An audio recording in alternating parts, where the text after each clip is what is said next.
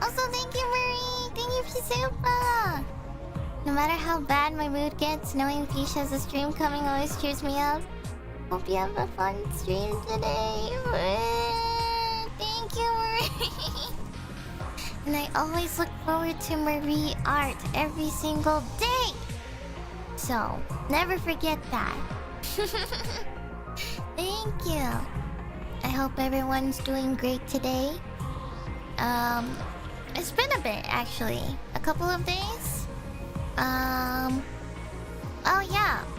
I will... Hold on. Let me get out of this screen first, because it's really loud. Let me go somewhere else. The gym. Okay, so I have a lot of things to talk about before we start the game. This is not a better BGM to talk over, but it is a little bit more calmer. So anyways, how'd you guys enjoy? How did you enjoy? Sorry. This creepy music isn't doing it for me. I can't. Hold on.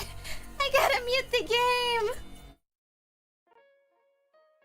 I'm sorry. I can't do this, guys. I can't do it. Anyways, so what'd you guys think of Anime Fest Plush in Malaysia? What'd you guys think? So if you guys forgot or didn't know or didn't get to attend, midnight for me actually. Saturday, I guess it was Saturday. Saturday midnight, like 2 to 3 a.m. for me. I attended Anime Fest Plus, and there was so many people that came. I was actually really shocked. Especially because it was just me and Zeal, you know? And I don't usually have the high expectations, of course. I always try to, stay a little humble about things, but, I just kind of thought, well, how many people would come see? Gosh. Well, I mean, I know many would like to see Zeal, but I'm like, for me at least, I'm like, ah. So yeah. But yeah, we had a panel. It was a fun Q&A, and then afterwards we had a performance. And yeah, for those who got to go and see, we both sang Zeal's original song, Medusa's Masquerade. But the thing was, we sang a whole new version of it, sort of, because basically Zeal redid the whole song's key. He lowered the song's key, but also converted it to be a harmonizing duet. So I got to sing a bit of the lows and a bit of the highs, and we both just harmonized our duet together. And he made it so good that it almost didn't even sound like the original version, you know? Like, it was like a completely... I mean, obviously because of the key change, but the song was in a different lower key. And it sounded so good. Like, honestly, I didn't think it would be, like... I didn't think I was going to be able to do this, so it was awesome. It was nice to learn how to sing Medusa's Masquerade for the first time, so yeah. I want to hear it so bad. I don't know. Perhaps. But unfortunately, I gotta keep it exclusive, so... The fact that Malaysia is basically a neighboring country gives me so much hope to one day have you in the Philippines. Why don't we, actually? We have such a huge, like... I mean, I don't know anything about any sort of, events in the Philippines, but, I'm actually really shocked that, well, maybe, I don't know. I mean, I haven't personally myself been in one, but I don't know if any other livers have been in a Philippines event, but I would love to one day. I would love to. I know I've gotten a ton of Malaysia ones too, and next actually is the Thailand one. Up next is gonna be in Thailand at NEX, so I'm excited. I can't, and you know, Thailand is like, you know, sort of like my, well, I guess sort of my-ish country. I don't know, because my parents were both kind of from both Thailand and Laos, so in a way it kind of feels amazing to have this opportunity to have a concert in Thailand. So yeah. And it's so cool because you get to go in person and they're streaming online. There's a full show online 7-day replay. And you know what, guys? I will say this right now. I don't think you want to miss this one. I don't think you're going to miss this one because it's going to be so great. The song choices that I have already picked out are going to be amazing. I'm in, I have a couple of them that I'm in. And 2 of them I got to actually choose the songs for. So I picked it out and the others were like, yeah, let's do this. So I don't think you want to miss this one, guys. So I will work really hard the next few weeks recording and or just practicing, you know. And yeah, it's gonna be amazing. And can we buy tickets even if we aren't from Thailand? Yes, because I think I mean, it says streaming full show online, so I think, I mean, I would assume you can watch overseas. Usually if it's offered online, I'm pretty sure you won't be restricted by country or anything, hopefully. But yeah, I haven't personally checked myself since I'm already a participant, but yeah. So I hope you guys can get a ticket and watch it online. So don't miss it. You really don't want to miss this one, guys. There's gonna be songs that I will probably never get to sing ever again. Or like, usually a lot of the songs that are hard to do for like karaoke stuff or whatever, there's a lot of opportunities where a lot of songs we get to do through concerts, but we don't get to do it through karaoke or anything like that. So, you know, I feel like you can't really miss this one, you know? Because who knows if you'll ever listen to it again, right? So, gonna have to. So, yeah.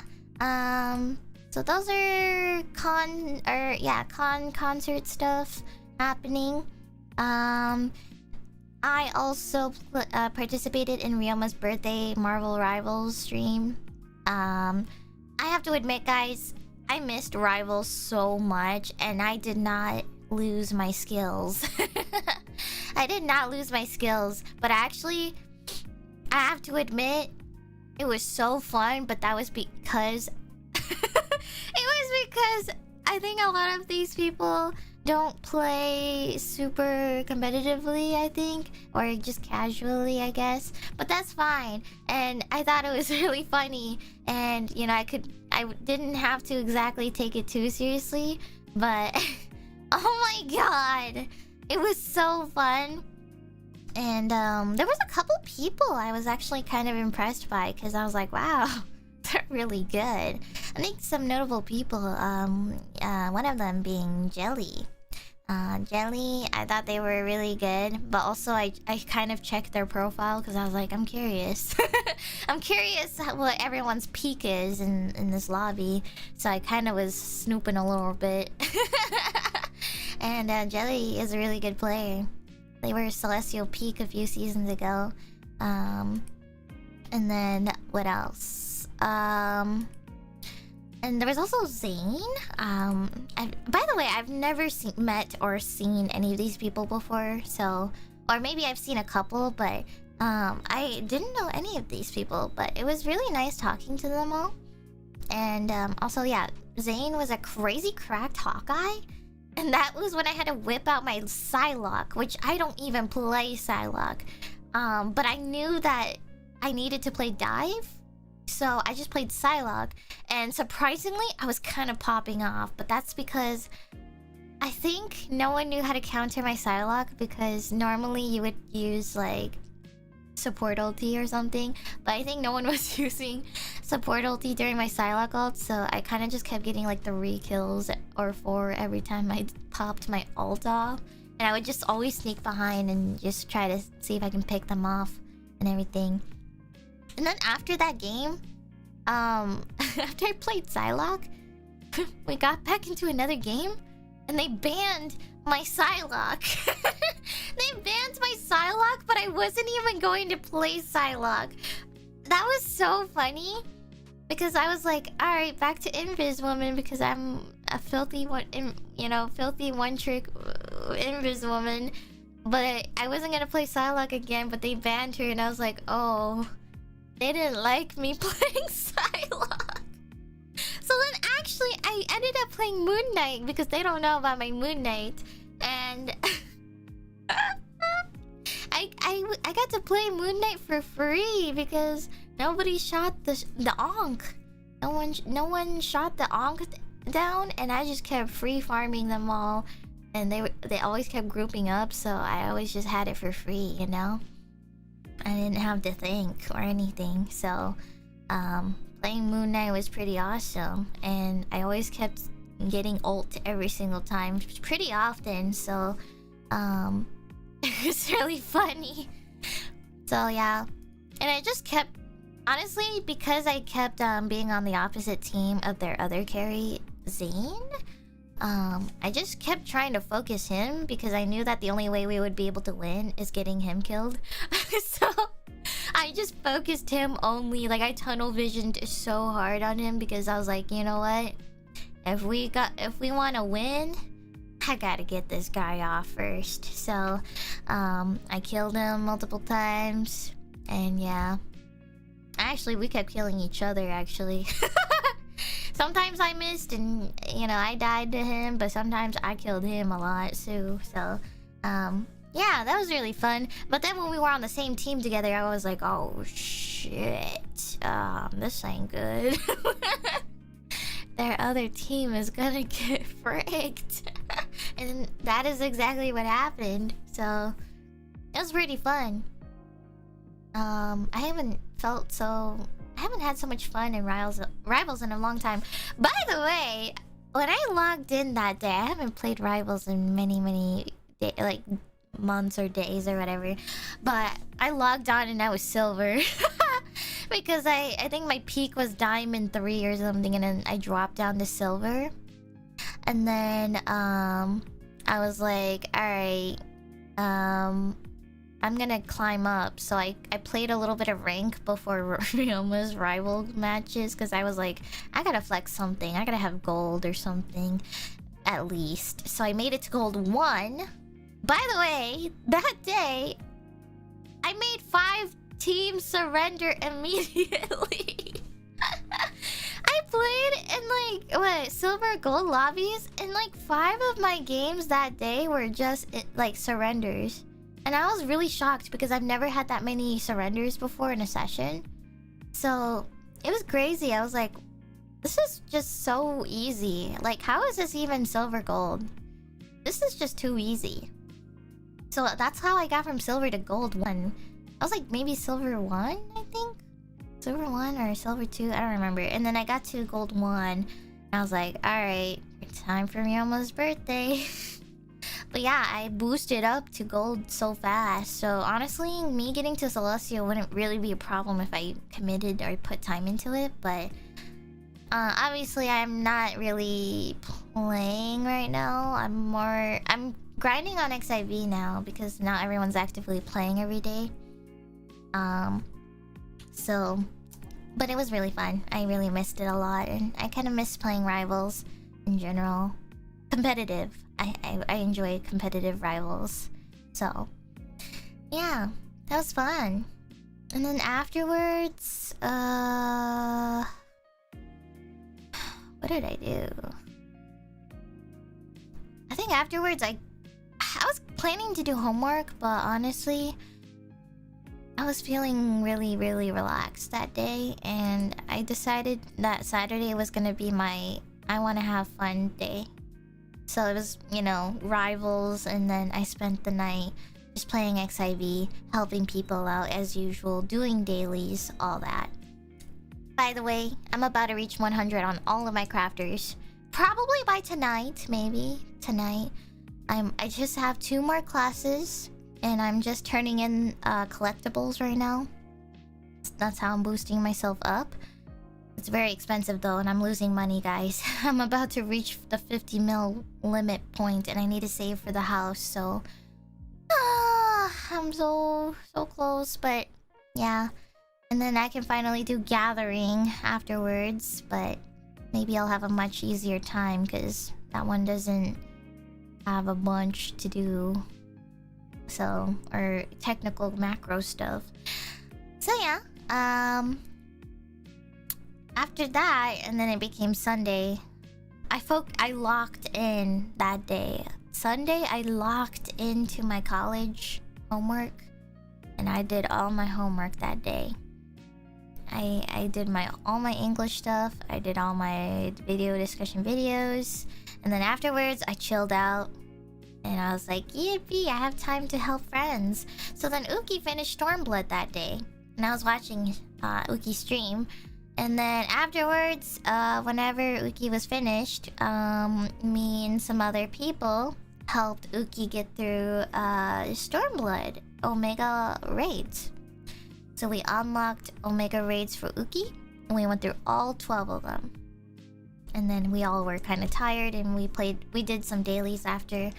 And that was it. We ended the night, and everyone was chilling. And yeah. But I basically just kind of played XIV for the rest of the night. So. And I got a lot of crafters leveled up that night too, so it was pretty nice. I really enjoyed it a lot. And honestly, I'm having so much fun playing XIV lately too, because I've also made a couple new friends who are also veterans at the game too. Lots of mutuals. And our HopCon server kind of turned into something else actually, because originally it was like a NIJISANJI server. We have our own like separate server for XIV, and we kind of just made it into a HopCon server for XIV. So then we kind of just started inviting a couple others outside, and we all just started playing together whenever we were all online or whatever. And we kept basically helping each other out, especially people who need to catch up, like Uki or Nayu, who just started like the game last week, who is now a pro. Nayu is now learning the game a lot faster than others, and I'm so proud of these people. I'm so proud Uki is finally also being able to pick up Pictomancer, learning how to slide cast and everything. Just in general too, I think Uki's been learning a lot. Uki's been practicing slide casting, which is amazing, because that's super essential to playing XIV. And also Nayu as well. I've been trying to whip him into shape so he can start MSQ for Dawn Trail. I think that's kind of like my plan for him, is basically I want him to be ready for Dawn Trail. So, because I'm not sure if he's ready to handle Dawn Trail yet. But I think he can handle himself in like ARR Heavensward content on his own. But I still think he should go through Shadowbringers and Stormblood and Endwalker stuff before he can say, or before I can say he's ready for Dawn Trail for sure. Because I think there's still some basics that he still doesn't know yet, or you know. So yeah. And also, Nayu and Uki haven't gotten Stormblood Alliance raids yet, so maybe tonight, or I don't know, maybe some other day we will run them together, possibly. And they can both be healers. They can both be healers, and I will be a DPS and I will watch them. I will carefully, you know, observe their actions and be like, alright, here's how to play healer in Stormblood Alliance raids, because they're gonna also have to deal with math. once if they get to Lighthouse, then they have to deal with math.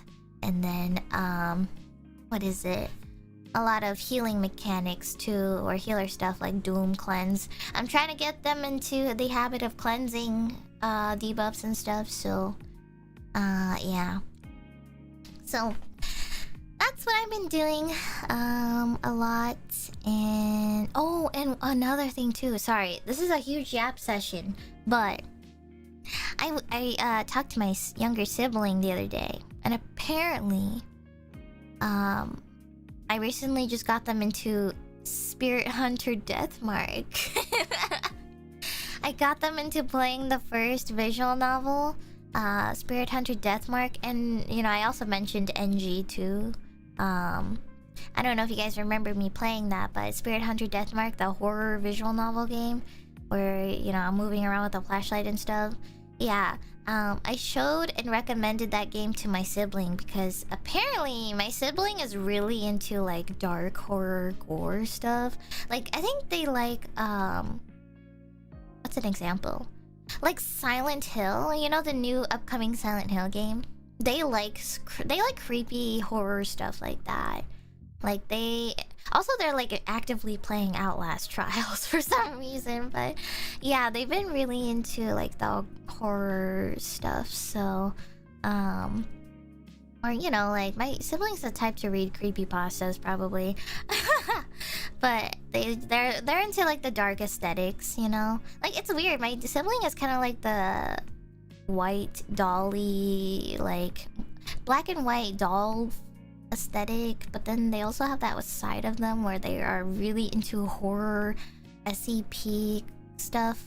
I guess I'm trying to make like a picture in your head of what kind of person this is, but they're into like black and white aesthetics, and they also like cute stuff. They were like really into cats and bunnies and stuff, but they also have like that side of them that where they really like creepypasta horror stuff, and they sometimes even dress up their own like avatars in like certain video games as like horror monster characters or stuff, but still kind of make it a little cute.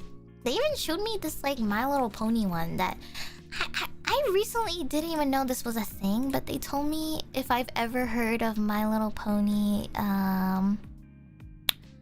what is it? What is it called? Like Infected?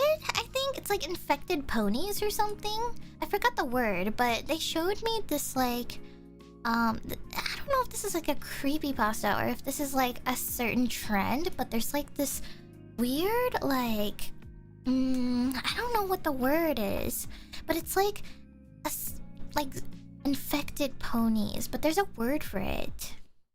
AU? Kind of? What is the word? Let me look this up. MLP.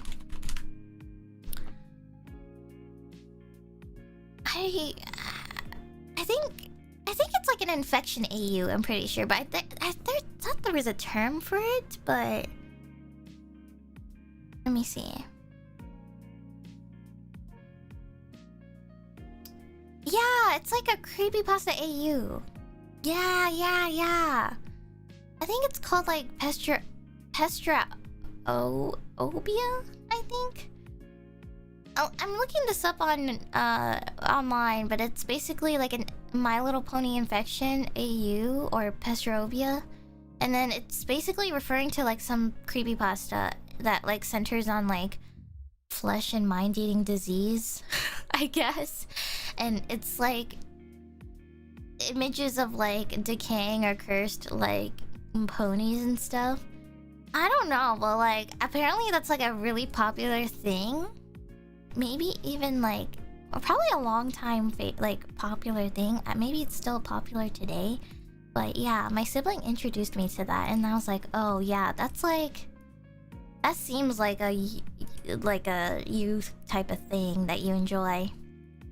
But yeah, I suggested Spirit Hunter Deathmark to my sibling, and then the other day or like the day after, I saw them playing it on Discord. because I looked at their game status and I saw them and it said playing Spirit Hunter Deathmark. And I was like, oh my gosh, you're playing! And it was also on sale too, I think. So, yeah. I knew that my sibling would really like it because I knew that Spirit Hunter Deathmark would be their aesthetic. And I'm pretty sure they might even enjoy the horror stories that are introduced in the game too. I gave them the heads up though that the game can be a little bit explicit in some of its illustrations, but other than that, they can handle it. I'm pretty sure they've probably seen worse. Or, you know, with all their like aesthetics and stuff, I'm sure they're pretty used to it. So, or think it's cool actually. So I was like, you know what, have at it. I enjoyed it. So, yeah. So hopefully they enjoy more of the game themselves. But yeah, Deathmark 2 one day. I'm like in the middle of that game already. I'm like probably 30% maybe. I'm like maybe a quarter in or 30% done with the game. I think I mentioned this before, but yeah, I played a little bit of Deathmark 2 on my own because I can't really stream it. Because it's like I can only show like the first chapter sort of deal because it's a newer game. Like it just came out like this year? No, it came out last year, but you know, usually there's like a new game period of these kind of games, you know, where it's like, you know, we want to make sure people are buying the game, you know, so. And I did. I played a little bit of it, but I'm gonna be honest, guys. It's definitely... I would say it's a little less scary, actually. I mean, there's some parts where I'm like, ooh, I don't know if I can look. But I feel like the whole thing about walking around and stuff... Like, because in the game you get to walk around in the school, like left to right side scroll. It kind of takes off the scary vibe just a bit. But honestly, maybe, I don't know. I haven't played enough of it to really see the true horrors yet, but I think the beginning has been a little tame. There's been a few jump scares, but I think some of the jump scares are really funny and they make me laugh. Because they play these like really like bad sounding ghost sound effects because it's just like, ooh, you know. But it just makes me laugh because I'm like, okay, what the hell, man? Really? Really? That's all you got? So yeah, I like the characters though. I think the character designs are really nice, but at the moment I'm kind of just like, alright, it's just a new storyline plot.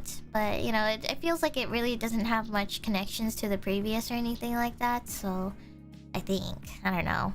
But I took a break though. I took a break from the game because now I'm focused on other games now. So yeah. But I'll let you guys know. I'll update you guys on my progress in that still, but I haven't really played much yet, so yeah.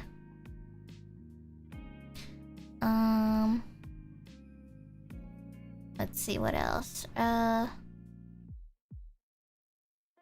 Hold up.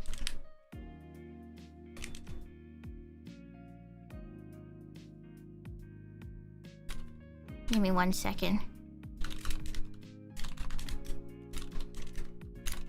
Yeah!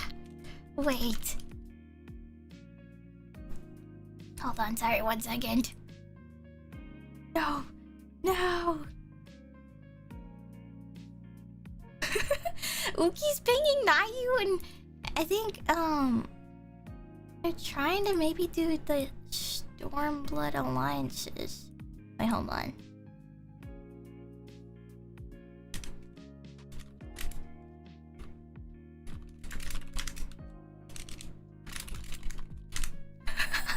Wait, hold on. Let me figure this out. Hold up.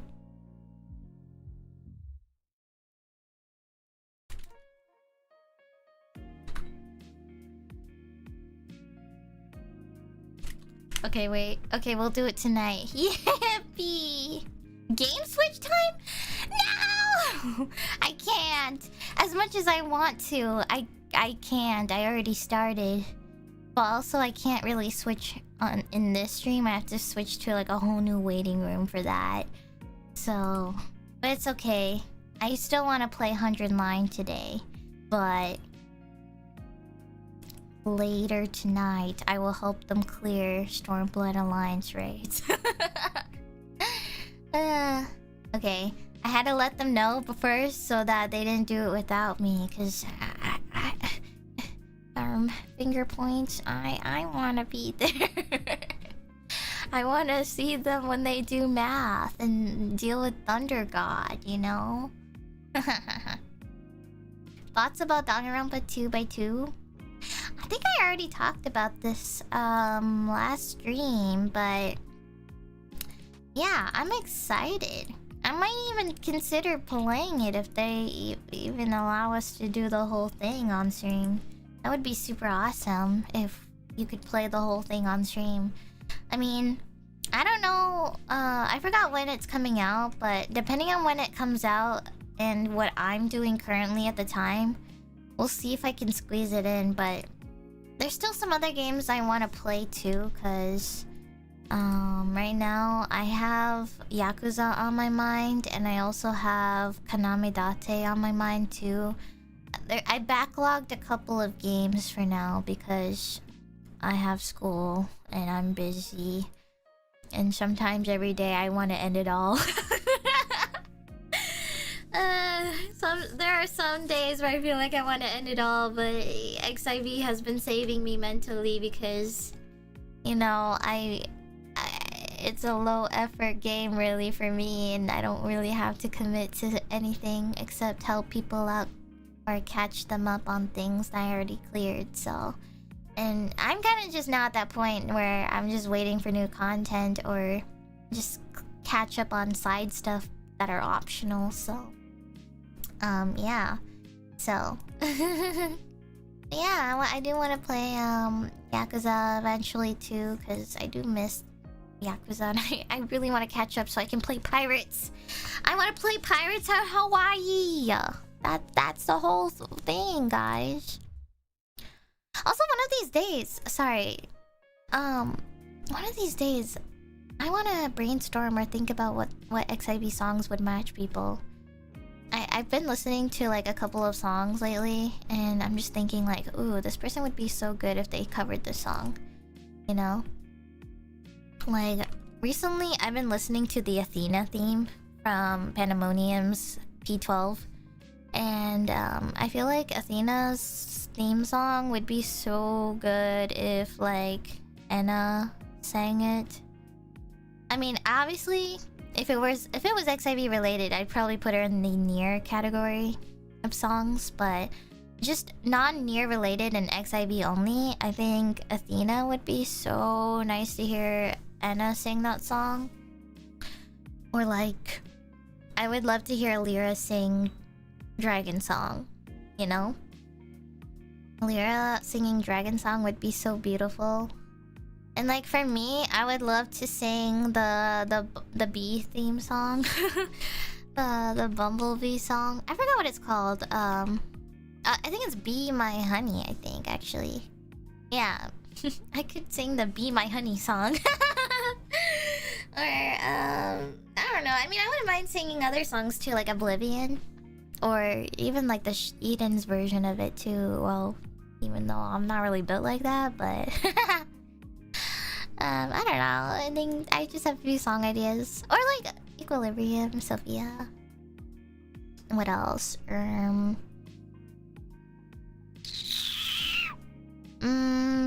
There's a lot of songs, and like I feel like I could match some of these people to some of the songs. I feel need someone to sing Sugar Riot's theme. Shiny or Shu. Or the both of them. I think back to when they sang it was actually 3 people, Meloko, Sunny, and Shu. They both sang the Creepy Nut song together. But like for the Sugar Ride specifically, like yeah, I think Sunny or Shu would be the one to sing that song. What else? Honestly, it kind of fits them too, because they also play Splatoon.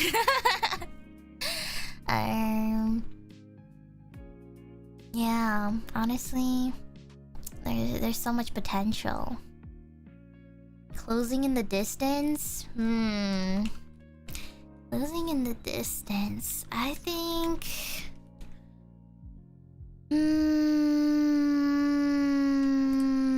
let me think. I need to listen to it. Hold on.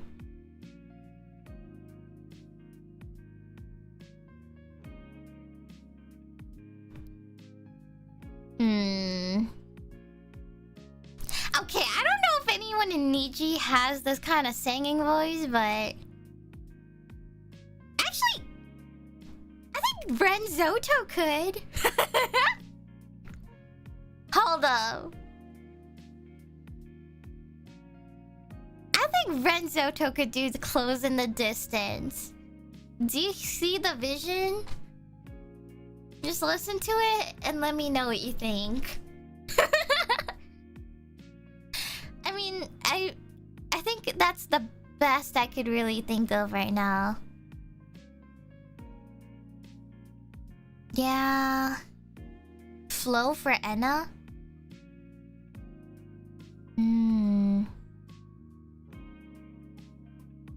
Enna, she has so much potential for so much. Like, I don't know. Actually, I'm thinking maybe even Millie. Or, oh, wait, hold up. No, hold on. Millie can sing, Lahi.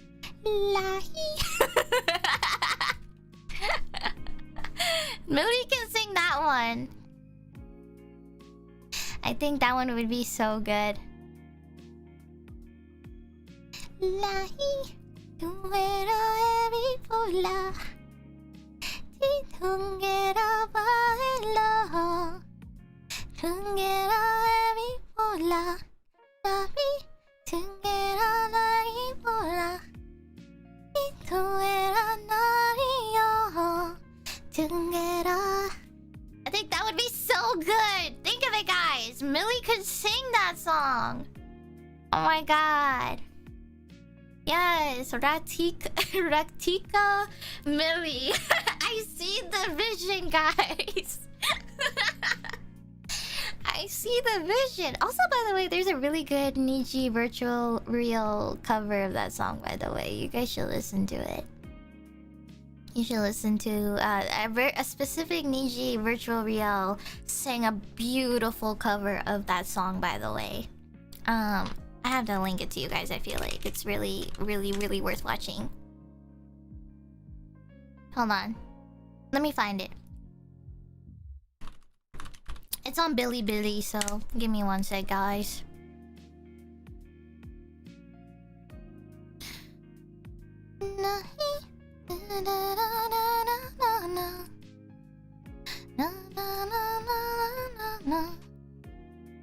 Alright, how do I share this? Let's see.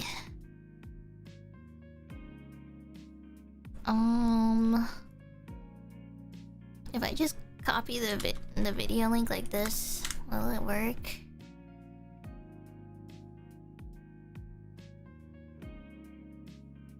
Okay, let me know if this link works, guys. It's Bilibili, so it's safe. Listen to this Lahi cover by a Niji Liver. It's so beautiful.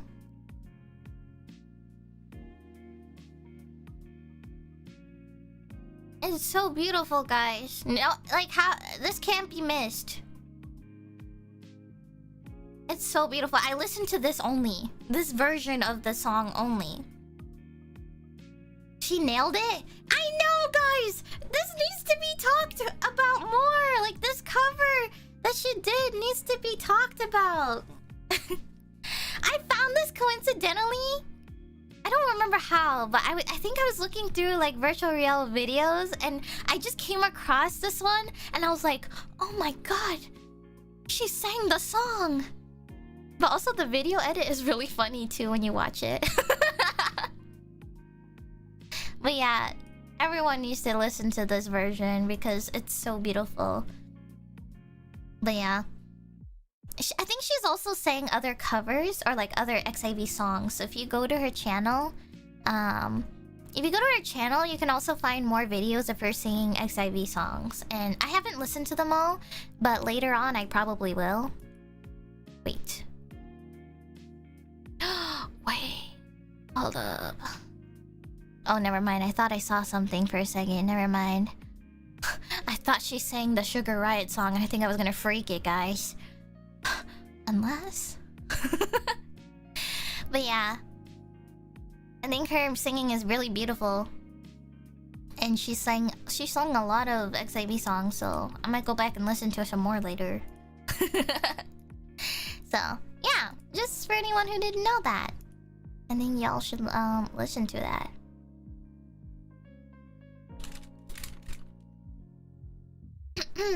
Alright. So, anyways, I think that's about everything I have to yap about. If anything I remember comes back up again, I will tell you guys later. But let's lock in.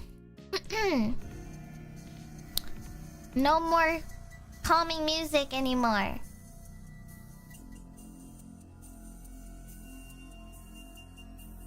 Alright.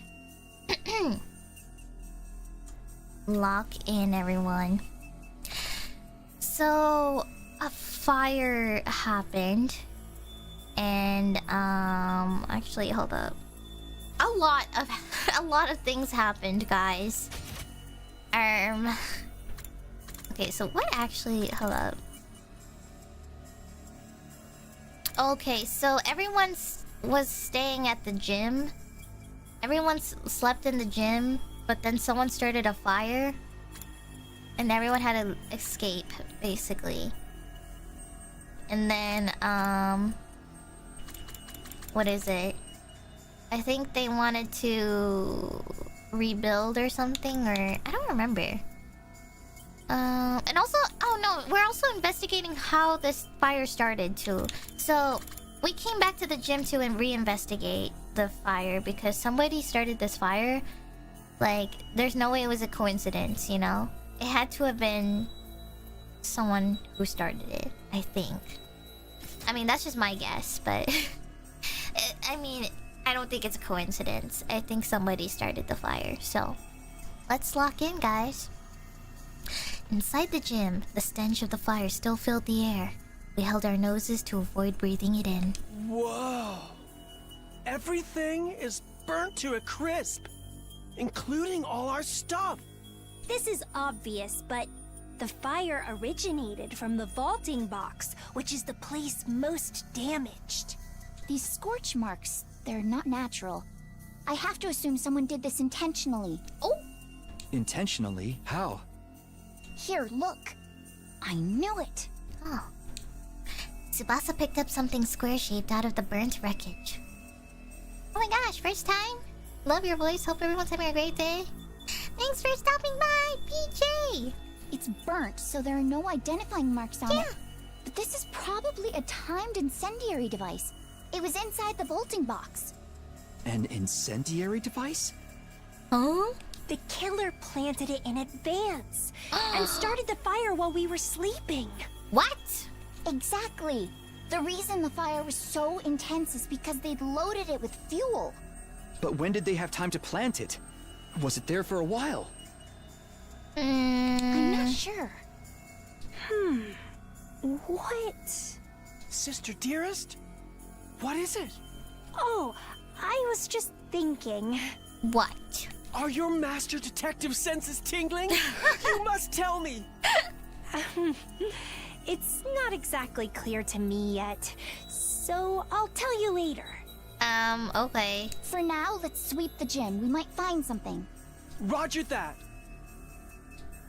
Thanks for super! Shadow Detective! We didn't find any additional clues, however. Deep inside the piles of ash and cinder, I found the diary I'd discovered in the library. Wait, what? Miraculously, it wasn't even singed, I think. I'd forgotten all about it since I'd assumed it was a work of fiction. I decided to bring it with me anyway. Wait, how did it get there? And so, Dame 81 passed in no time at all. Wait, how did that get there? Wait. Did I keep that in the gym? Or did somebody find that in my room? Get prepared. Be ready to... Wait, which book is this? Is this the one that kept in our drawer? Or is this the one that he just found in the library? I don't even remember. I feel like he picked up like 2 different books or something. I don't know. He kept one, or there was like a diary or something. He has the diary in the drawer. I think that's the diary one. But he found like a different book that like belonged, or he had like a torn out page and then it belonged to that book or something. I don't remember, but I don't know what he did with that. Phew, I got some good shut-eye last night. Thanks to the new bedding, I woke up refreshed this morning. Oh yeah, because the gym kind of went on fire, they slept in the recreation room, which honestly, I'm not really sure why, because this is like the least relaxing place to sleep at. Considering all the flashing lights and everything, they could have just slept at the the recreation, or what is it, the pool area? Maybe? Or, I don't know. Once I washed up, I'll go to the cafeteria. Or they could have slept in a classroom, I guess. I don't know. We were all sitting at the dinner table, but our numbers decreased yet again. The cafeteria was unnaturally quiet. There's only 9 of us now. There wasn't even time to mourn the past anymore. The only thing on our minds was getting through one day at a time. Mr. Samino, what are your plans for the day? Well, maybe I'll try to make a trap for the killer, or some kind of weapon. I read all those books the other day and don't have anything to show for it. Takumi, you already started making something in the metal shop. Huh? What are you talking about? When the 4 of us went to the metal shop together, don't you remember? I only remembered yesterday after my dear sister mentioned it. Playing dumb won't get you anywhere. In the hands of the famed detective Kako Tsukumo, your secrets will all be laid bare. Wait a minute. Hold on. What are you talking about? You sure you don't have me mixed up with someone else? The 4 of us had gone to the metal shop on day 78. That much was true. I'd been perusing reference books in search of something to make, and then suddenly found myself all alone. Ima and the others reappeared just as suddenly, and they told me the killer had been spotted. So in the end, I never got to make anything. Sorry, but I really don't know what you're talking about. I never made anything. I spoke firmly and clearly. Ima and Kako exchanged mystified looks. Message received. Maybe we misunderstood something. We'll be taking off, if you don't mind. Sister Dearest and I have something we need to do today. Huh? Hey! After arbitrarily deciding that our conversation was over, the 2 of them left the cafeteria. Oh no, now they think I'm sus. Seriously, what was that about? Come to think of it, when that happened, they were saying all kinds of nonsense about me instantly teleporting and the like. Do they suspect me? But that can't be. They were the ones who backed up my alibi. Everybody's jumping at shadows because of the killer. Not what you want to see. After letting out a heavy sigh, I gathered myself and decided to get to work. Today I'm with Yugamu and Kyoshika. Oh.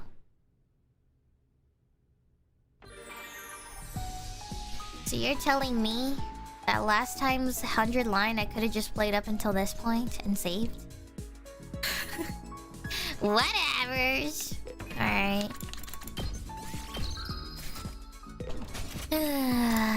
Alright, back to exploration.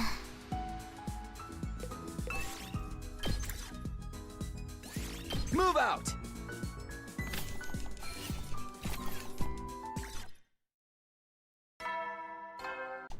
Ding dong ming mong. You know, well then.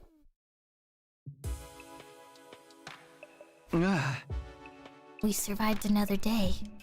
The life sign reading was still 10. Was the killer hiding somewhere? I'd been thinking more about the killer than our war with the invaders as of late. But who could blame me?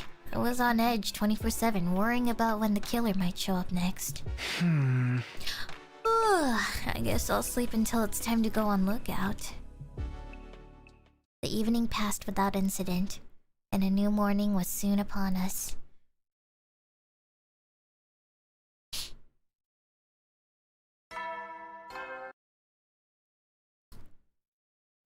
Get prepared. Be ready to... Okay, what do I do today? Oh, good morning, Mr. Sumino. Do you have your plans figured out for today? No, I was just thinking about what I should do. How about you?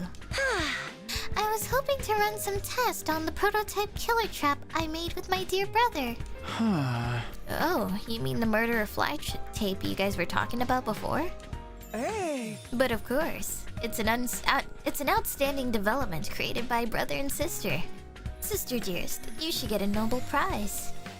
So they really made it. When did they pull that off anyway? We were hoping you could help us, Takumi. We want to test its durability. I don't mind, but... that settles it. Then the three of us will team up today. At Ima and Kaka's request, the three of us ended up working together in the afternoon. When we met up in the metal shop, Ima and Kako immediately pulled out their prototype trap. They quickly lay a large adhesive sheet out on the floor. The construction is very simple, but it might be able to catch them at night or in places with low visibility. Isn't it dangerous to have this just lying around? What if it accidentally snags one of us?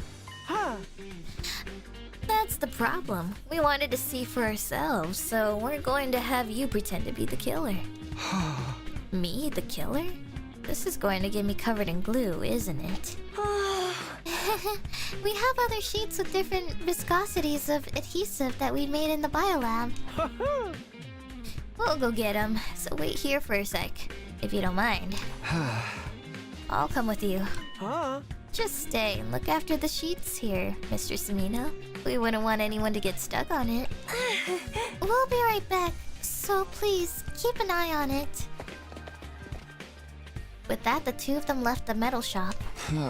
Keep an eye on it. There's not much to see here. I yawned and looked around absently. As I did, my eyes just happened to land on the locker. The power saw in the suit should have still been inside that locker, but now it stood empty. I had set the combination to 6914. I chose that number to represent the 14 of us and the 69 remaining days we had to try and survive. Only 9 of us left. Oh. Those thoughts involuntarily rose to the surface. I stood and stared at the locker, expressionless.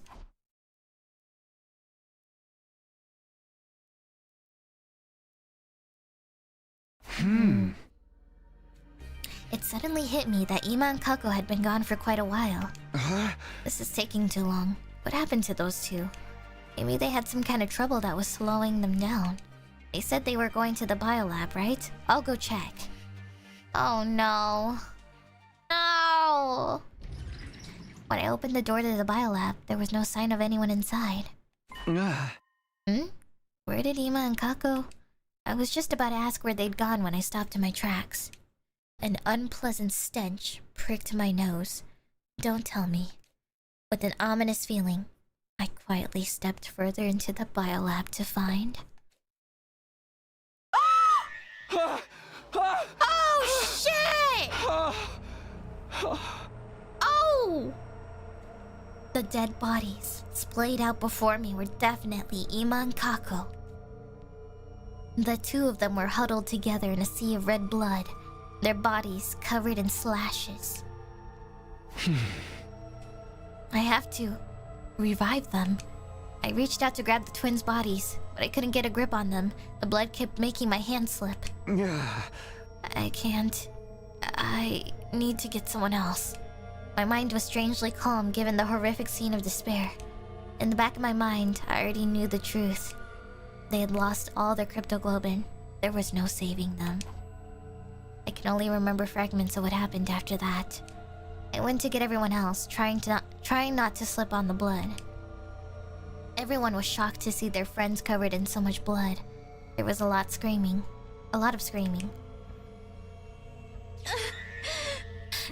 No! Ima! Kako! Ugh. More casualties. How shameful that I couldn't save them. Not again! Why is this happening?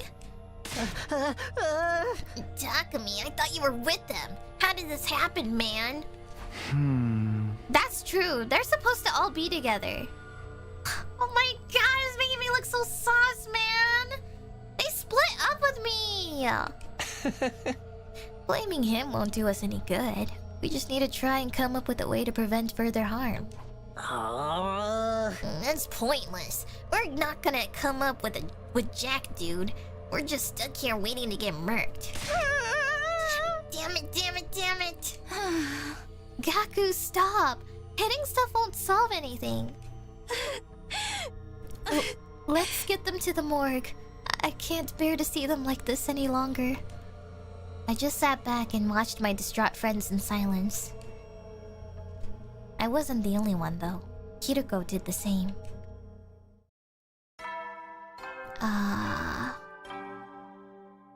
Man!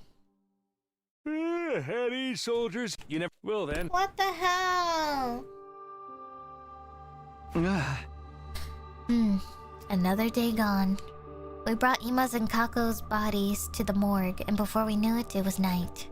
Maybe it was the mental exhaustion, but everyone went to sleep before the nighttime announcement. Time for me to stand watch. I changed into my class armor, grabbed a blanket and a weapon to defend myself with, then headed for my post. Huh? Are you on lookout tonight, Kiriko? Oh? I'm standing in for Ima. Oh. Sorry. That was insensitive of me. Kiriko and I sat beside each other in silence. Maybe this was my best chance to ask her what she had wanted to tell me that time. She asked me to meet with her, but... tonight, I wanted to just wallow in silence while I had the chance. Oh? Aren't you scared? Not again. Kiriko was the first to break the silence. Everybody's terrified. Worried they were going to be the next to die. Yes, I'm scared. Not of dying, though. Of everyone else getting killed. I came back to the past to redo everything, to save everyone. But now, this is happening. What am I supposed to do?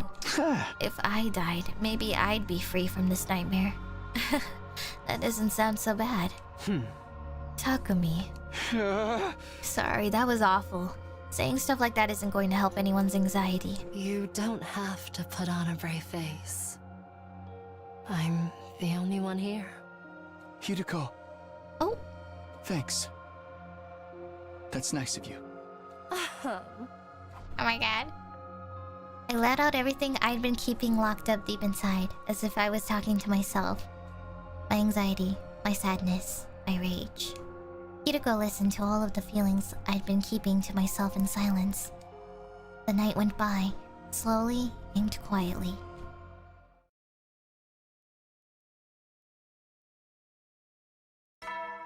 It's almost day 100. Get prep, be ready. Day 84. What do I do today? I'm pretty sure I'm with Tsubasa and Nozomi today. Alrighty. Well first, let me check and see if I can do any upgrades. It's been a while and I kind of forgot. Oh, okay. So actually, Tsubasa.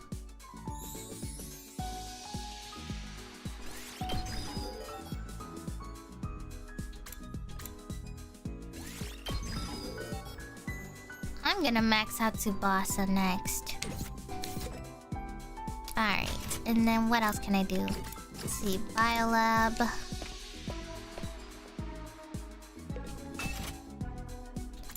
Eight, 777. Okay, so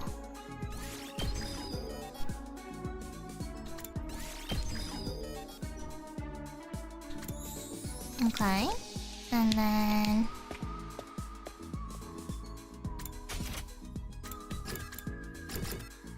I've unlocked the second best unit in the game.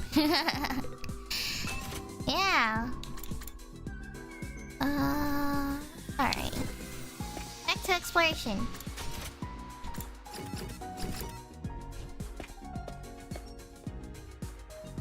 I think I'm pretty OP right now. I'm good. Move out!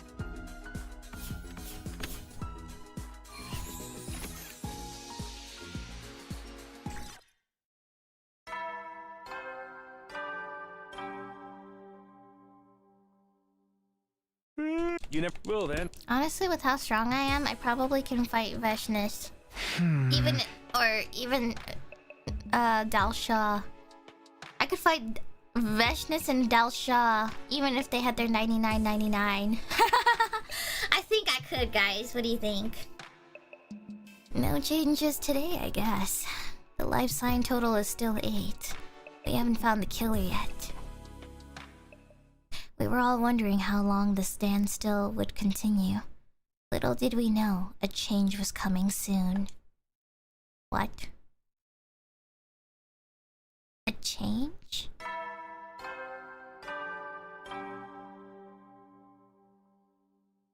Get ready. Prepare. Be ready. Winter is coming. You know, I never understood that reference until Game of Thrones. Everyone's already up. I should go for breakfast. Huh? Here I am in the cafeteria, but there's nothing I want to eat.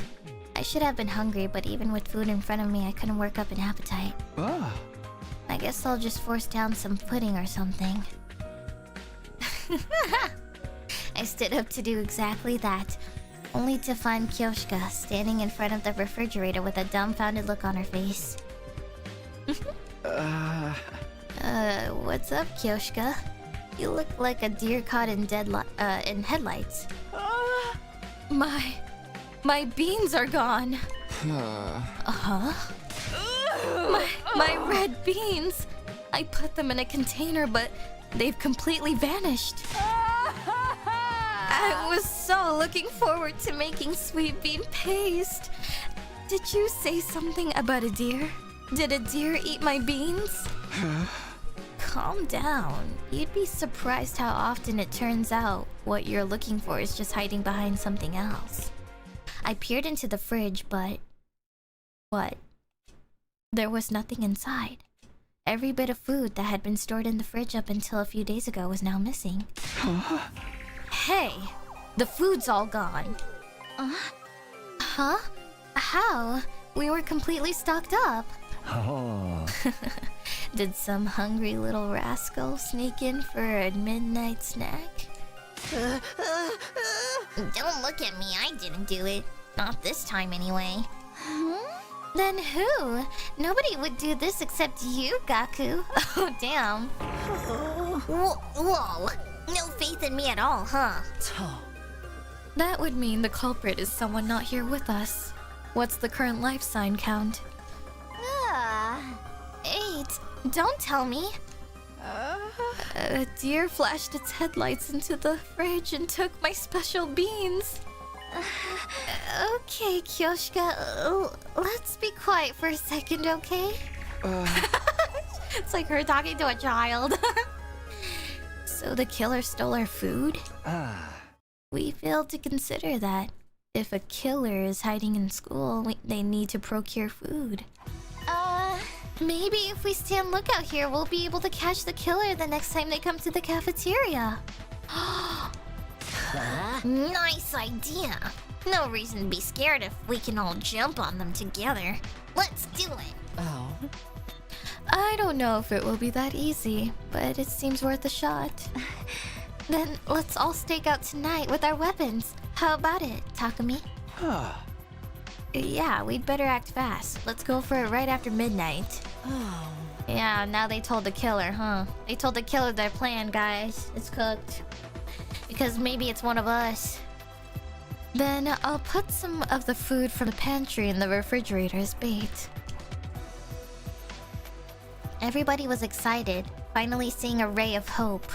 Oh no. With weapons in hand, we waited for midnight.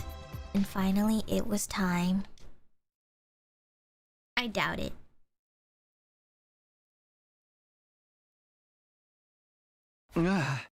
Okay, everyone's in position.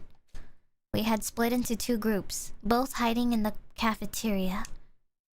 I was muffling my breathing, hiding under a table with Tsubasa and Hideko. Who knows how much time passed, all without anything happening. Maybe they won't come tonight? I was trying to hold back with a yawn when... What was that? Oh no! We looked at one another as the sound suddenly echoed in the cafeteria. Huh? Over there! I looked where Tsubasa was pointing and sure enough, there was a figure in front of the fridge. They opened the fridge door and began to furiously scavenge for food. That's the killer. They weren't wearing their usual black suit, maybe because they were only out for food. They were so focused on the food they didn't seem to notice us at all. Now's our chance. Wait, what? I glanced at Yugamu's team and received an okay signal in return. I waited for the perfect time and then gave the signal. Go! What? We caught you, you murderous blackguard. Blackguard. Yield! Yo! Ouch! Let me go! Wait, what? Who is this character? Don't let them get away! Hold them down! We all pinned them down as they resisted furiously. They didn't seem to have the power saw on them, which made things a lot easier. It's pronounced blackguard? Oh, right. You're right. Sorry. I forget she says that, but I forgot. I'll turn on the lights. Wait. New character? What? Huh? You're... Our eyes were wide as we took in the unexpected appearance of the killer. An invader? What are you doing here? We can hear it? Please! Do not kill me! Please! It's kind of cute. Enough of your nonsense. We shall avenge our fallen comrades. Hold on. That thing has a weird device on it. She's right. What's that? Wait, don't touch it! No! If you remove that... The moment Gaku removed the device, we began to hear a strange electronic sound. Gaku, you idiot! What's that sound? Is it coming from inside the invader? Oh no, is it self-destruct? No. Everyone, stand back. Suddenly, Hideko took off at full speed, heading outside with the invader in her grasp. Wait, Hideko? Hideko! God damn it, Gaku, you stupid ass. Confused, we chased after Hideko until we ended up in the schoolyard. Oh my god! She tossed it, she yeeted it.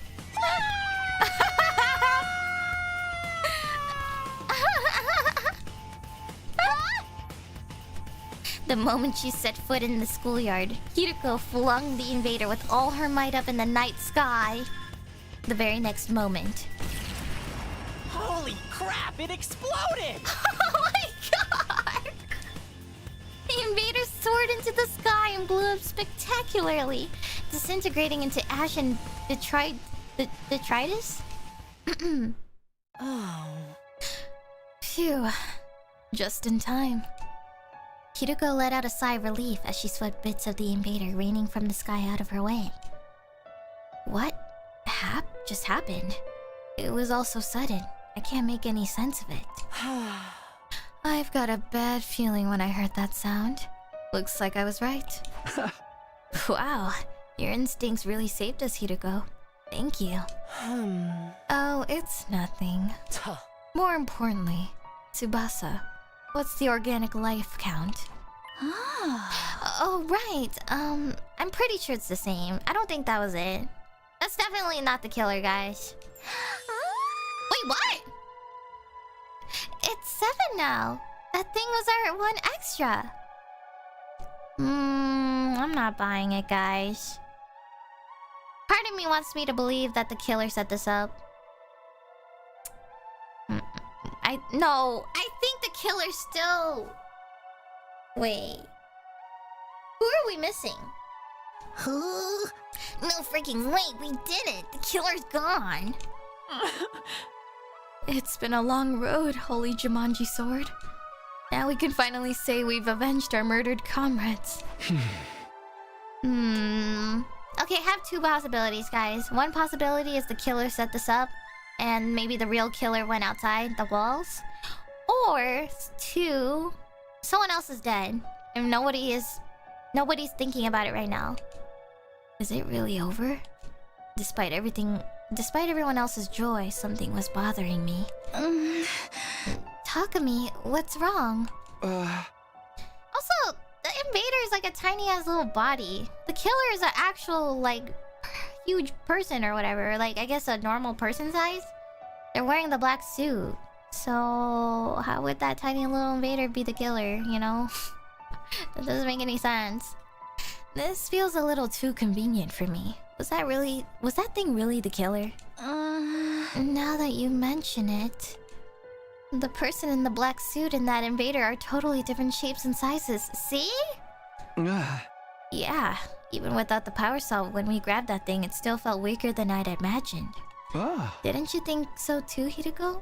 Look, the killer lured them all outside, and now they probably went in the fridge and grabbed the bait. I don't really remember. Huh? Hold on. Or, sorry. Hold on. You mean that wasn't the killer? But the life sign count went down to 7. That's how many of us there are now. I think it's true that the invader was being counted by the organic life detection device. The number went down when it exploded after all. That all adds up. So what are we concluding exactly? I'd considered the possibility, but still, there was just no way. That the killer might be one of us. Oh! Huh. Ah, so that's how it is. Huh. Wait, really? You're kidding. Don't play with me, man. You mean there's a traitor among us? Among us!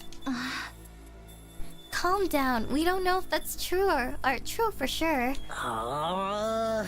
We don't know that it's not true either. I'm not sleeping with a killer. I'm going back to my room. Wait, it's dangerous to be alone. We need to stick together.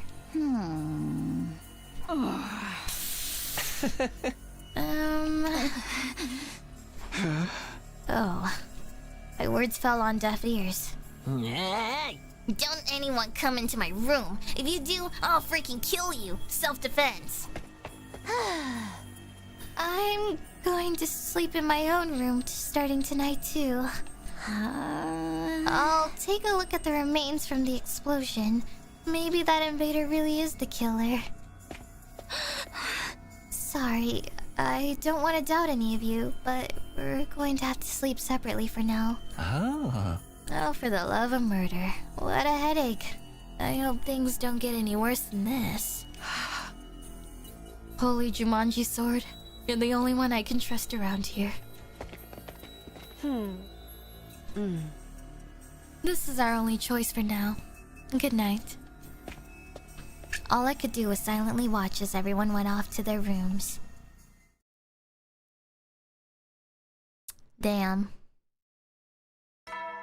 Well, now everyone doesn't trust each other. Get prepared. Be ready to...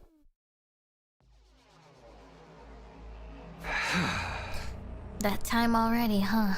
It's been a while since the last time I spent the night in this room. After we went our separate ways last night, I couldn't sleep a wink. In the end, nothing else happened. But the vibe between all of us had changed.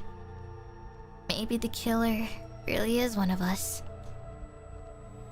Thrown into chaos by the terrifying possibility, everyone seemed content to stay holed up in their rooms. I guess I'll head over to the cafeteria. There's bound to be someone there. I was hopeful, but in the end, the cafeteria was empty. Huh? What should I do today? Doesn't seem like there's gonna be much teamwork. I aimlessly walked the schoolyard, looking up at the sky. The blue sky filled my field of vision. A comfortable breeze grazed my cheeks. And yet, the inside of my head was anything but refreshing and idyllic. We can't keep going like this. We still have to fight the invaders. I was slumped down, murmuring to myself when I felt a strange presence behind me. Oh, I quickly whirled around, only to see something that made me doubt my eyes. Oh! Hi. What? How? You Earthlings truly do resemble us in some ways. God, I'm so... God, I can never... He makes me feel something.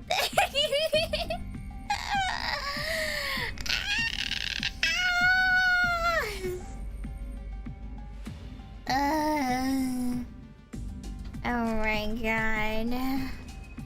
You appear to be the commander here.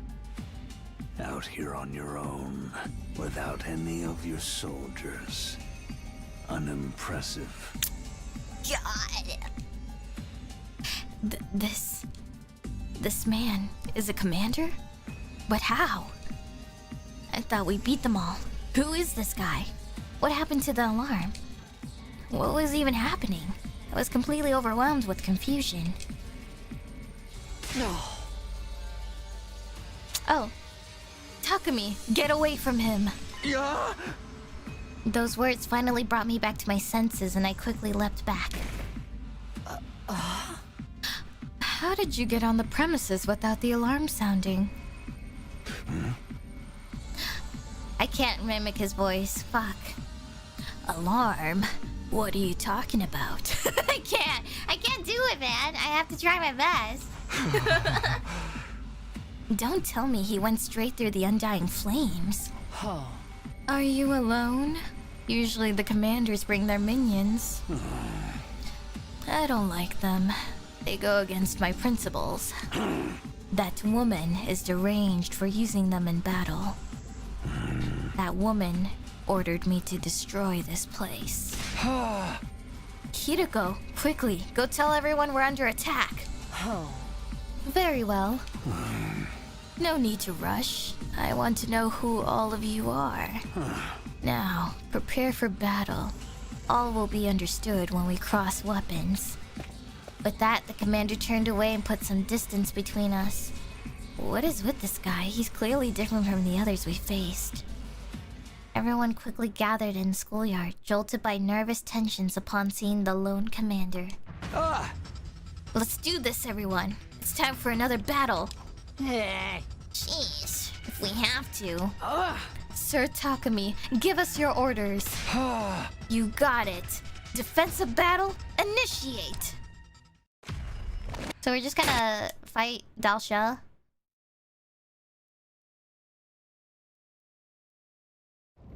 This is Thomas the Tank's Engine's VA? Planet, hear my plea and lend What? me thy strength. Blood of my bond, release! What?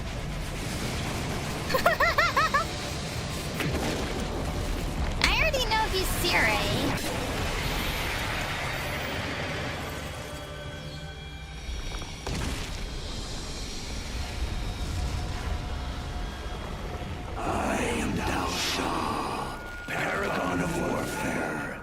I'm an old-fashioned man. I need to fight someone to understand what they're about. You can fight me, but in a different way. Come, take up your arms. Show me just who you really are. Zam. Alright.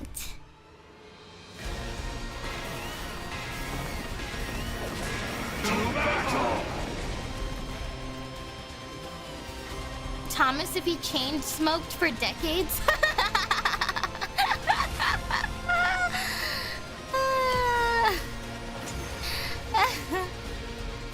That's so funny. Not bad. As expected for the sparklers of this planet's heroes. What a powerful foe! It's so hard to counter his moves. His attacks are certainly formidable, but our attacks are hardly doing anything to him. It seems like that may be his ability. That might be what got him through the wall of fire. We can't give up now. Keep going, everyone. Damn it! I hate work without pay. Let's make this quick. Me too, buddy.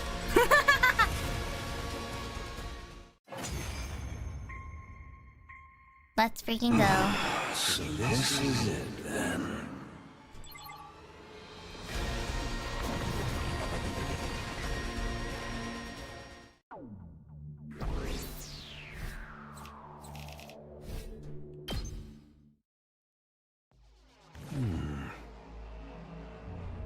I get the gist of what you're all about. Huh? They transformed. Why? Hold on. Doesn't this give us an opening? We can get him now. No, hold on. What, dude? What's the matter? I wasn't sure why myself. I think I was overwhelmed. As a mere ordinary human, I couldn't help but be cowed by the dignified conduct of this lion of a man standing before us. Lion of a man? Oh my god. I understand you now. You seem a bit different from the wicked and cruel invaders I was told about. I want to hear straight from the source. What are you fighting for? Why are you asking us that? Coming back from death after death to fight again. Do you live solely to fight in this war? That would make you no different from those abominable combat organisms created by that woman. Are you comparing us to that cannon fodder? So, that's how you refer to them too. Cannon fodder, guinea pigs, slaves, playthings. Do you consider that sense of superiority to be something like wisdom? I suppose all living creatures reach the same endpoint eventually. What are you getting at? Are you telling us to surrender? If we do, we'd all get killed, wouldn't we? I doubt Veshness would let us live. Then shouldn't you simply accept death? Huh? Stop messing with us. We're not going to give up on life. We swore we'd all survive this. That's what pulled us out of our despair. That's why we... My vision lurched. There was a loud thump.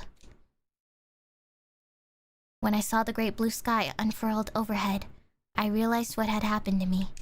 I'd been beheaded. Takumi!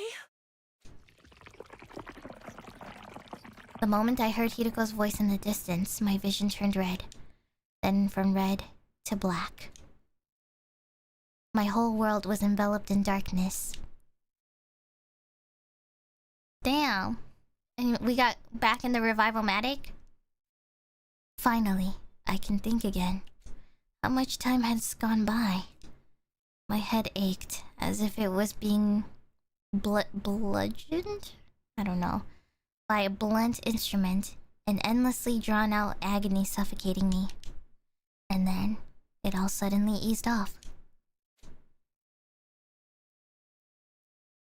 Suddenly, I was awake. I was in a familiar place. My room. Takumi! Thank goodness you're awake. Are you okay? Yeah, but what's going on? What happened to me? Well, the commander suddenly lopped off your head.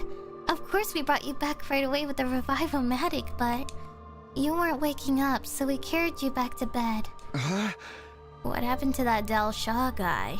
How did the battle go after I was gone? After he killed you, he just left.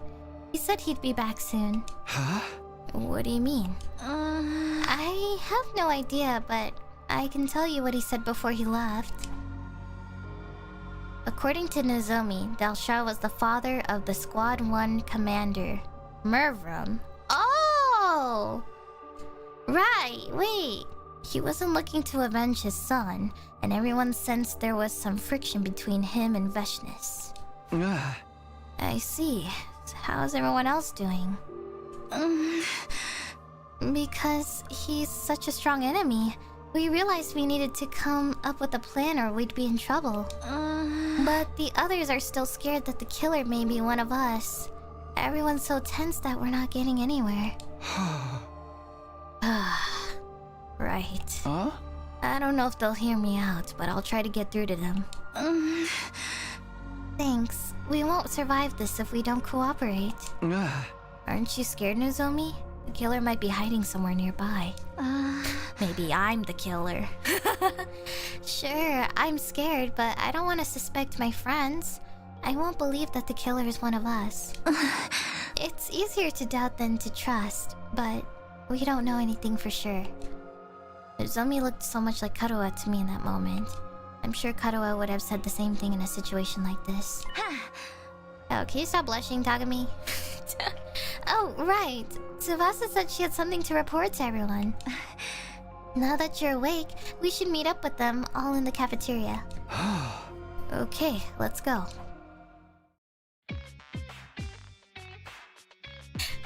The revival-matic can bring back a beheaded man to life, but when they have a few minor cuts, suddenly they lost too much blood. GG. I know! That's what I'm saying. Like, when Kaku and Ima died, they had like maybe like a lot of cuts, like deep cuts, but then when we put a beheaded man in the revival-matic, like, that just makes no sense. Like, I feel like when you're beheaded, I feel like that's extremely, like, more than enough, you know? Like, that's just dead. You're dead, you know? Like, it's really hard to reattach a head back, you know? But with a few cuts, come on, man. Really? I mean, sure, they might have been deep cuts, but like, you know... it's just weird. Sir Takumi, you're awake. I was a little worried. I know things are bad, but it's not like we know for sure you're not the killer, so... It wasn't just Gaku. I could feel an air of awkwardness hanging over everybody. But I was still happy that everyone came to see me now that I'd recovered. Good. Your head's back where it belongs. Somehow, but getting beheaded is not great. It really hurts, actually. You could learn to love it. Wanna give it another shot? I'd be happy to help. I'll pass, thanks. More importantly, Tsubasa said she had something to report. Oh, right. I ran some analysis on that thieving invader from earlier. First of all, that device it had on it was a jammer. A jammer? That's a device meant to interfere with electrical signals. It's used to scramble transmissions, radio waves, and the like. Why would an invader need something like that? I'll try to explain. I found a recording device in the remains of the invader. A recording device? Was anything on it? It had everything from voice data to activity logs. I think it was forcibly implanted into the little guy to monitor it. It's amazing the device was still intact. If its host was rigged to explode, you'd think that'd also be designed to automatically erase all the data. The signal from the jammer worked a little too well and ended up partially jamming the signal on the remote detonation device. So the bomb only partially detonated. Normally it would have been completely blown to smithereens, but the explosion was unusually diminished. Ah. I see, so that's how some parts survived. So I examined the data and learned a few things, like how long the invaders had been in the school, or invader had been. It came here during the defensive battle on day 21. 21? It didn't want to fight, so it ran away from its unit and hid in the school ever since. It was hiding here since day 21? That thing has real talent as a shinobi. The invaders wouldn't just let it run away scot-free. Deserters are usually punished harshly. Yeah. That would mean all manner of torture, punishment, and discipline, right?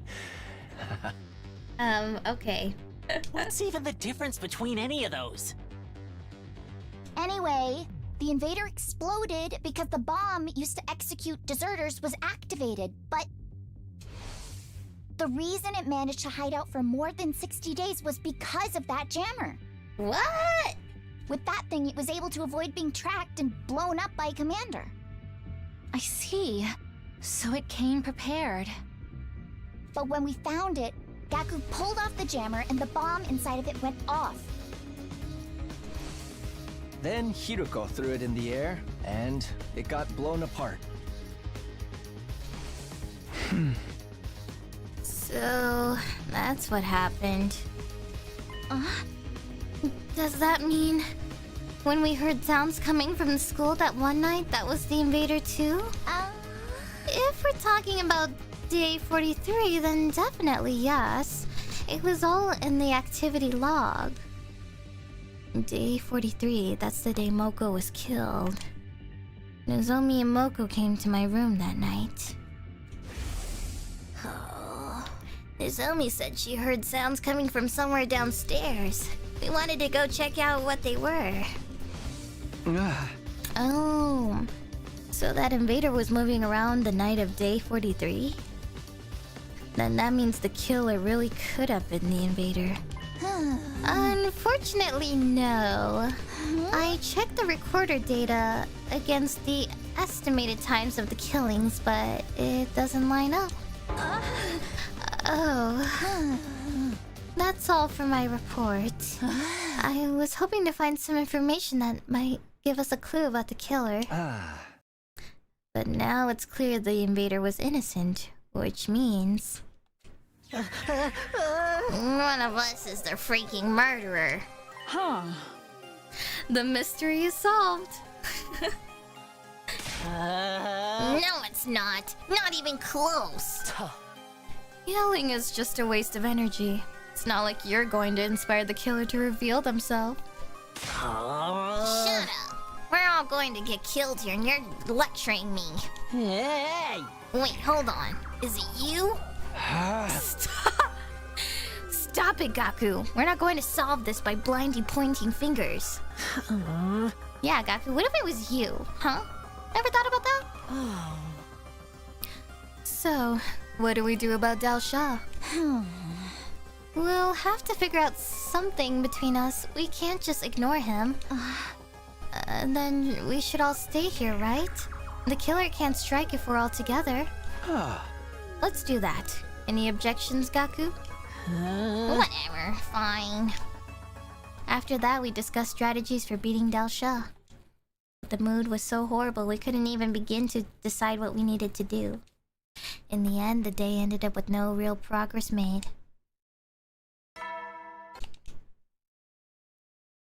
You know, well then.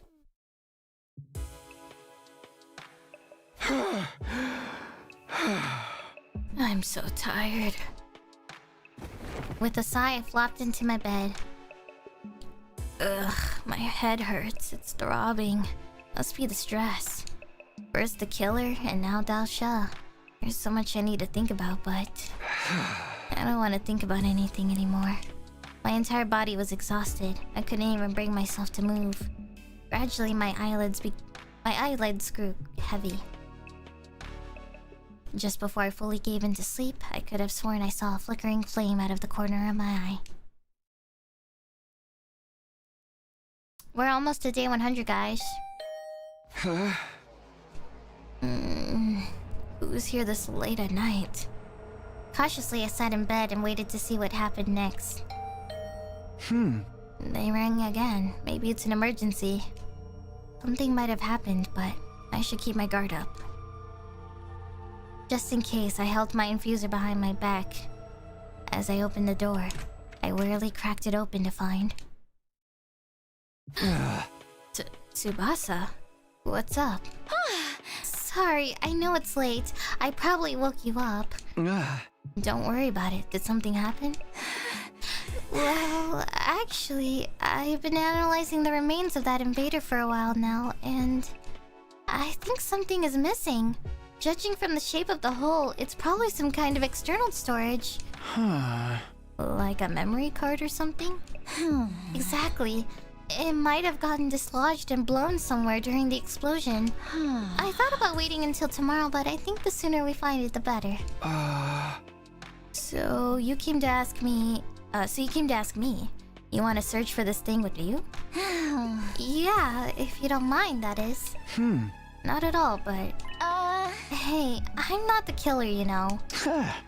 Me neither, but neither of us can prove ourselves innocent either. It's okay. I'm prepared to kill you if things go off the rails. That makes me feel so much better. Anyway, I'll get ready. She was so excited about that. I know I'm stating the obvious, but it's really dark out here. I brought flashlights. We're just going to have to sweep the area.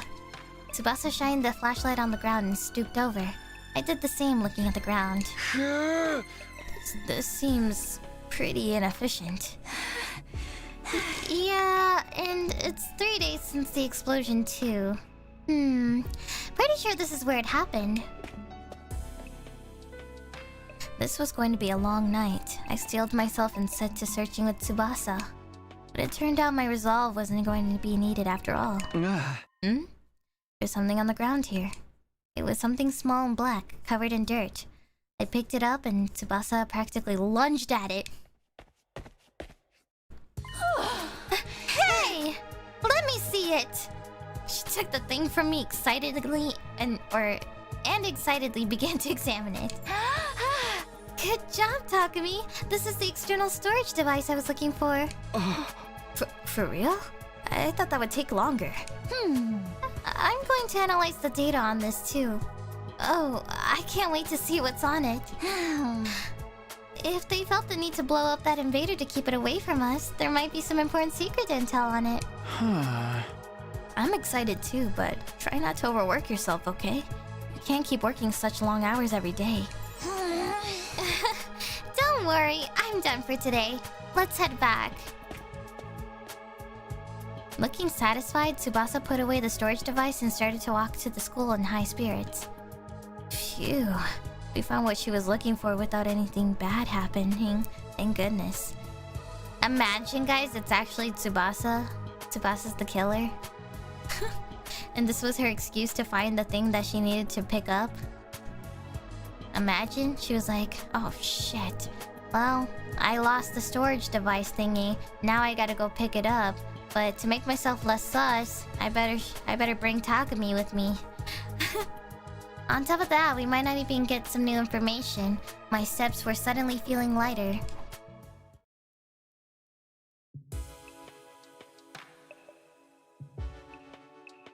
On the way back, at the edge of the courtyard, Tsubasa suddenly stopped and peered into my face.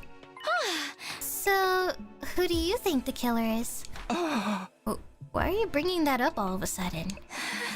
I just wanted to ask. I honestly have no idea. But I feel like I might not even want to know. I'll be shocked no matter who it turns out to be. Same here, but whoever they are, they can't get away with this. Yeah, I think we agree on that. Wouldn't it be crazy if the killer really showed up while we were talking about them? It happened as soon as Tsubasa let out an amused giggle. What? Wait, that sound. No way. You're joking me. Huh? No. No way.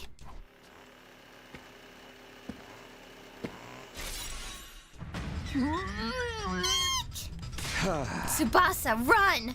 No! Every time someone's with me, they die! This way. No! Ah! Oh my god, my hands were off my controller! Oh my freaking god!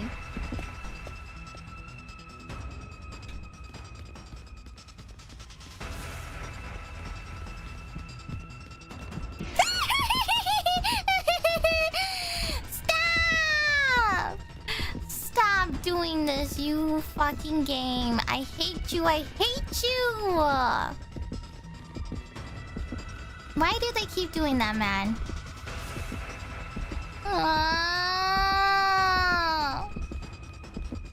This is so messed up, guys. Yeah!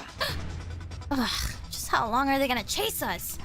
We ran feverishly as hard as we could, but the killer didn't let up. The roof is just past these stairs. There's nowhere to run after this. We can't let them get to us. Scream for help! Where's the others? I have to do something. I stopped running up the stairs, suddenly whirling around to look back at our pursuer. And kicked them with all my might. Did they just fall down the stairs?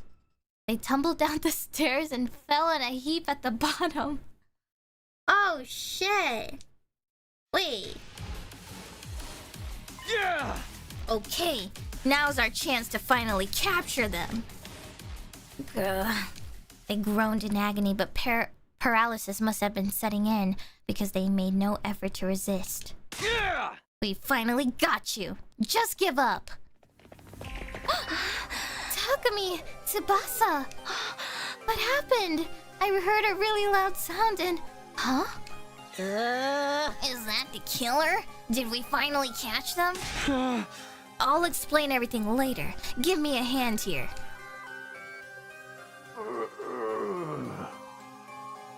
Why did that sound like Takemaru? They're paralyzed, not dead. This asshole killed our friends, damn it! Let me at him! Let me get the mask off first. Ready? Is it Takemaru? Okay. I placed my hand on the killer's helmet and slowly pulled it off. Who I saw underneath left me speechless. Yugamu! Yugamu? You gotta be kidding me!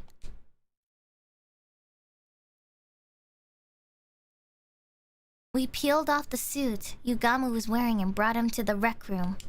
He was limp, breathing shallowly, but his expression seemed almost as if it had traces of a grin. God damn it. We stood around Yugamu as he recovered from his paralysis enough to talk. He kept his cool throughout, maintaining the same composure he always did. I can hardly believe this was your doing, Sir Yugamu. I may have broken rationomatic bread with you, but I have no sympathy to spare. I shall avenge my fallen comrades. The holy Jumanji sword shall have your head. Calm down, Kyoshika. We can't jump straight to beheadings. Why did you do this? What possible reasons could you have? Say something, Yugamu. I know you're not hurt that bad. Apologies. I was just trying to figure out where to start. Let me lead by saying I haven't killed anyone. Huh? Are you playing games, dude? What kind of idiot would believe that? Gaku's right. If that's true, why are you dressed like that? Why do you have the power saw? Let me start from the beginning. I'll explain everything, so hear me out. Fine. Well, listen, but you're on thin ice. The killer first appeared on day 16. Well, maybe it was already day 17 by then. It was late at night in the biolab. Takumi said he saw Hiroko get cornered by the killer there. Huh? That's right. Then we got into a struggle. In the end, they got away, but I managed to recover their weapon in the suit. I was with Gaku and Kyoshika during that time. Uh-huh? You were?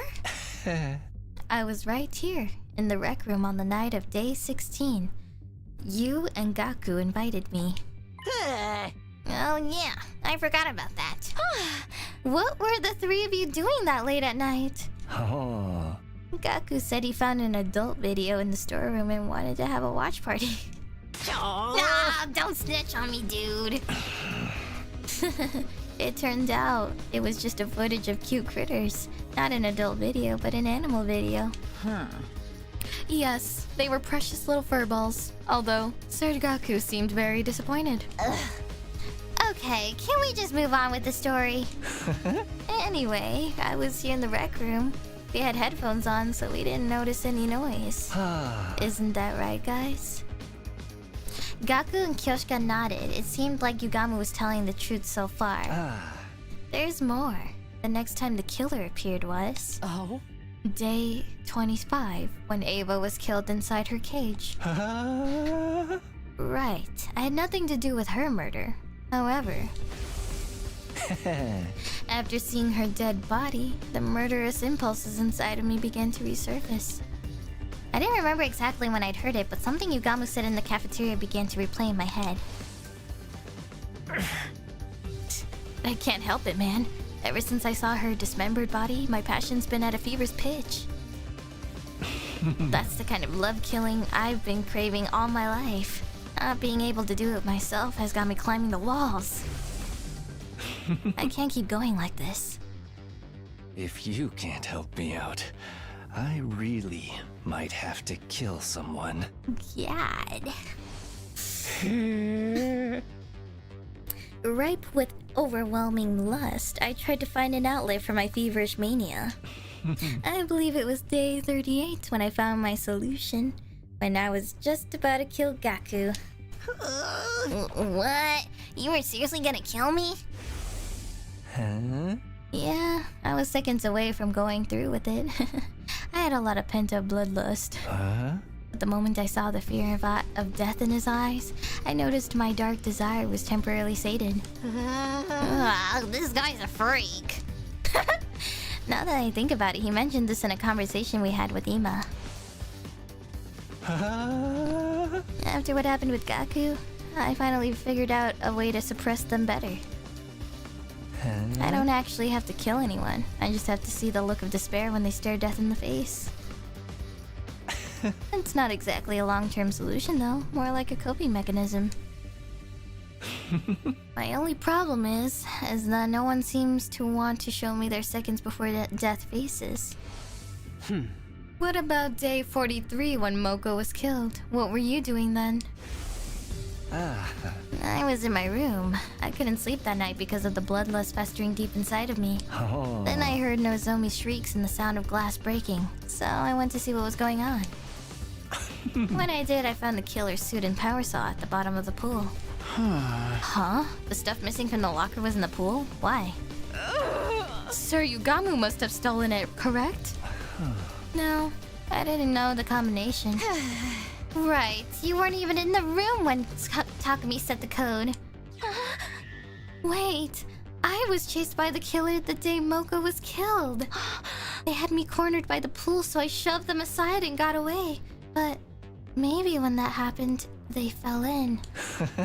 I see, you might be right. But I wasn't concerned about the details. I had other things on my mind at the time. Like taking the killer's things so I could dress up like them. Surely you're not telling us you pretended to be the killer just so you could see the looks of despair and fulfill your desires? Sorry, I just couldn't hold back the urges inside of me. But I really wasn't going to kill anyone. Just seeing your faces twisted up in despair was enough to satisfy me. Nothing you're saying makes any sense. What was your involvement in the murders of Takemaru, Kurata, and Shoma? I had nothing to do with Takemaru's death on day 51, I swear it. The first day I dressed up as the killer was day 64, the day Kurata was killed. We were on guard duty that night, right? You fell asleep, so I went with Kurata to the bathroom. Huh? I sensed the two of you were going to leave, so I pretended to sleep. I figured it was my chance to enjoy the thrill of the chase. I quickly put on the suit I had hidden in my room and chased you with the power saw. Huh? So you were the one chasing me in the hallway? That's right. I chased you like the killer would, and once I had you cornered in front of the defense room... I finally got to see your terrified expression, filled with despair. My lust was sated. Was it as good for you as it was for me? Bruh. Once I had my fill, I hid the suit and power saw in my room and went back to the gym. That's all I know. So you really know nothing about Lady Kurata's death? Speak the truth or prepare to become rust on the blade of the Holy Jumanji sword. I'm sorry, but I had nothing to do with her murder. I can't tell you anything. I had nothing to do with Shoma's death on day 77 either. Oh? Keep talking. What about Darumi on day 80 or the twins on day 83? When the fire started in that vaulting box, everyone scattered and ran away from the gym. I smelled an opportunity. You're kidding. You took advantage of the chaos to masquerade as the killer? Correct. I went back to my room, got the suit and power saw, and pretended to be the killer for a second time. I went inside and found Darumi and Takumi immediately. I felt bad knowing it would be my second time doing it to you, but you put on such a good performance the first time. I couldn't resist the chance to see you like that again. Seeing the enraptured look on Yugamu's face, I was at a complete loss for words. For so many reasons. Halfway through the chase, I told Darumi to run. I lured the killer, you, into chasing me alone. I managed to lose you somehow, then hid out of my room until the next morning, but Darumi... I don't know what happened after Darumi got away. Once I lost sight of you, Takumi, I gave up. I went back to my room, changed, and met up with everybody else. Right. The life sign count was 11 when Yugamu joined us. So Darumi was still alive at that point. And I had nothing to do with Ima and Kaku either. I didn't do a thing to them. Is that everything? You're not hiding anything else? Scout's honor. You might not believe me, but I really didn't kill anyone. You don't seriously think we're okay with what you did, you know? Or do you?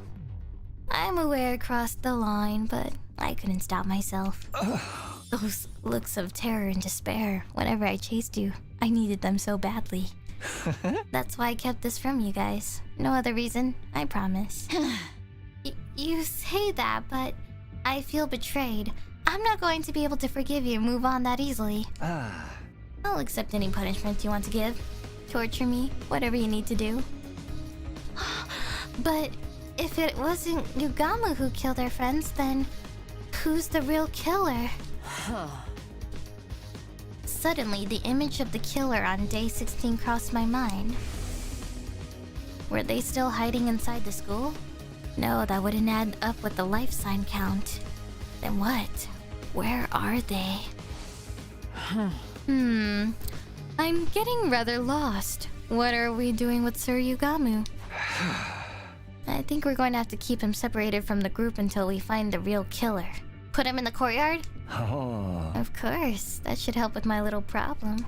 How about we use that weird room on the first floor? We can lock it from the outside. The room with strange devices from when we were at Kamakura General Hospital. That might be the perfect place to lock Yugamu up. Not the courtyard? Hey, mind if I take the power saw and the suit he was hiding? I'll hide them someplace where nobody can find them. Where's the proof that you're innocent? I don't have any, but the same goes for everybody here. Trust me, I know I'll be under suspicion if somebody else gets attacked. Fine, you can deal with them, Gaku. We'll take care of Yugamu. Yeah, that's fine with me. We handed the power saw and the suit over to Gaku, then took Yugamu to the strange room. We put him inside and locked it securely from the outside. Nozomi would be the one in charge of the key. After that, we went back to the roof and met up with Gaku when he'd finished the task. We made sure everything had gone according to the plan, then decided to call it a day. Nobody was any the wiser. But a shocking development was waiting for us right around the corner. Day 90? No. Burn Adam! What the time? It's been intense. Well then.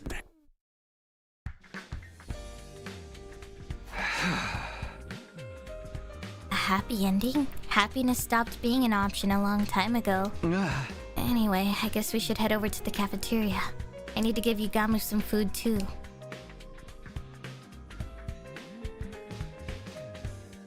The only people in the cafeteria were Nozomi, Hideko, and Kyoshika.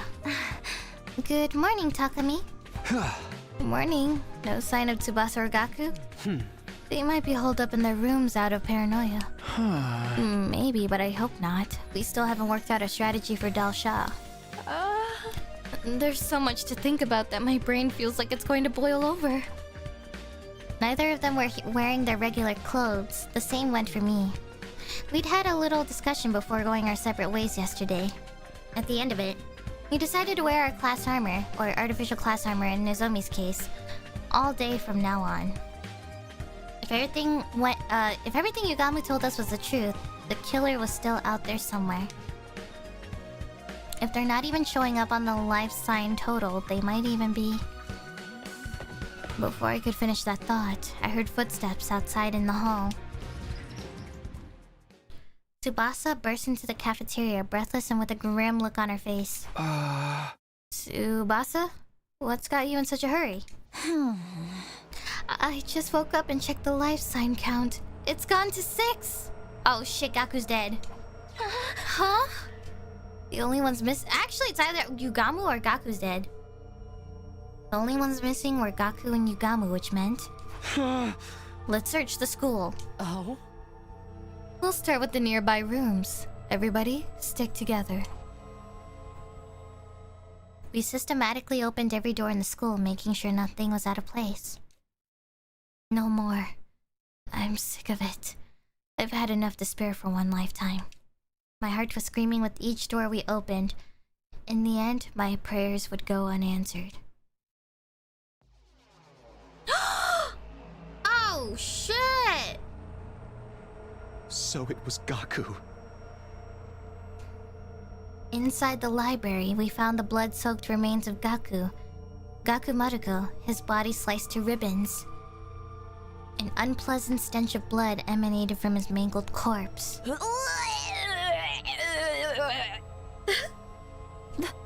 The revival-matic! It's pointless. We're too late. What? Slowly, the world turned gray. It felt like my emotions died with Gaku. So then where's Yugamu? Is he still there? If Gaku's been killed, that means Yugamu's still alive. Let's make sure there's no sign he broke out of the room. We need to look for this power saw, too. Sir Takami, how are you so composed? Sir Gaku's been killed. All the crying and screaming in the world couldn't bring him back. So there's no point. Huh? Are you being serious right now? I'm not trying to sound heartless. I just want this to be over. Let's take him to the morgue. Help me out. Wait, before we do that, look here. There's signs of a struggle. Kiriko pointed to a nearby bookshelf. Oh? This shelf is way out of position, and there's books on the ground. Someone must have moved it intentionally. Maybe Gaku bumped into it while he was fighting the killer. No, there's multiple gouge marks on the back of the shelf. That's not natural. What do you mean? It's highly likely that Gaku hid the power saw and suit here. He must have gotten in a fight over them with the killer, resulting in these gouges. I see, so that's why he was killed here. And the power saw and suit got taken again. Maybe someone here has them. You're suspecting us now? It wasn't me. Can you prove that your hands are clean before pointing fingers, Lady Tsubasa? Enough. Suspecting each other serves no purpose. Hideko and I lifted Gaku's body in the silence. The others came to help soon after, but no one felt like talking. After bringing Gaku to the morgue, we went to a room where Yugamu was locked up. Yugamu's eyes went wide upon hearing the news of Gaku's murder. Then he just stared at the floor. There were no signs that he'd left the room, but our suspicion of one another was only growing. Our worst case scenario just keeps finding ways to get worse. And there's no stopping it now. Also, thanks for Super Jackson.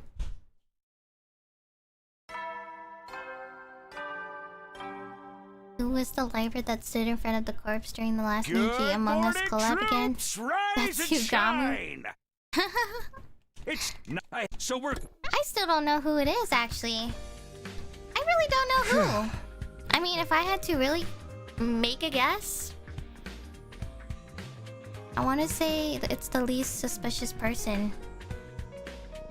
Kyoshika. I feel like they really make Kyoshika into this dumb character, but like, maybe she's not as dumb as she appears. You know? Imagine it was actually Kyoshika this whole time with her sword. And she's just been slashing and dicing. But you never know. That's just like a random guess. Also, hold on, give me 1 second. I'm gonna turn on my fan.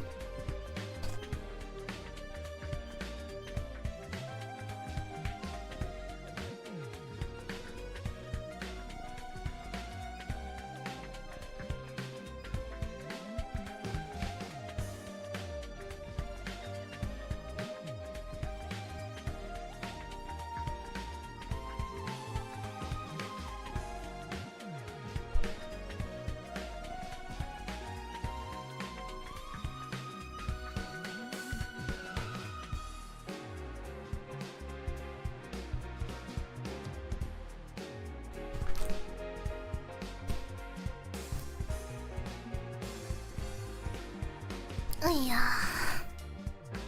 Thanks for Supa, Senior. Pardon me, but this is probably the last Supa before I'll be out of town on September 20th. I promise I'll return on September 25th. Yay! Have fun going out of town wherever you are. Thank you. What if it's multiple killers? You know, that was also another theory I had, guys. What if each kill was a different person each time? Can you imagine? No one knew because each time it was a different person killing for a different motive? That would be so big brain. Like, maybe someone despised Darumi, so they dressed up as a killer and then killed them. And then someone else despised Moko, so they dressed up as a killer and killed them. And then someone hated Hideko and tried to kill her, and then it failed. That would be interesting, but I really wouldn't understand why they would all act innocent, you know? It wouldn't make sense, though, because, like... why would they all act or pretend they didn't kill each other, you know? It just doesn't make any sense. I survived another night, I guess. I let out a deep sigh after making sure my heart was still beating. It wouldn't surprise me if I was the next victim. If they just killed me too. I was taken back by the words that left my lips. What was I saying? I need to switch gears. I'll go to the cafeteria.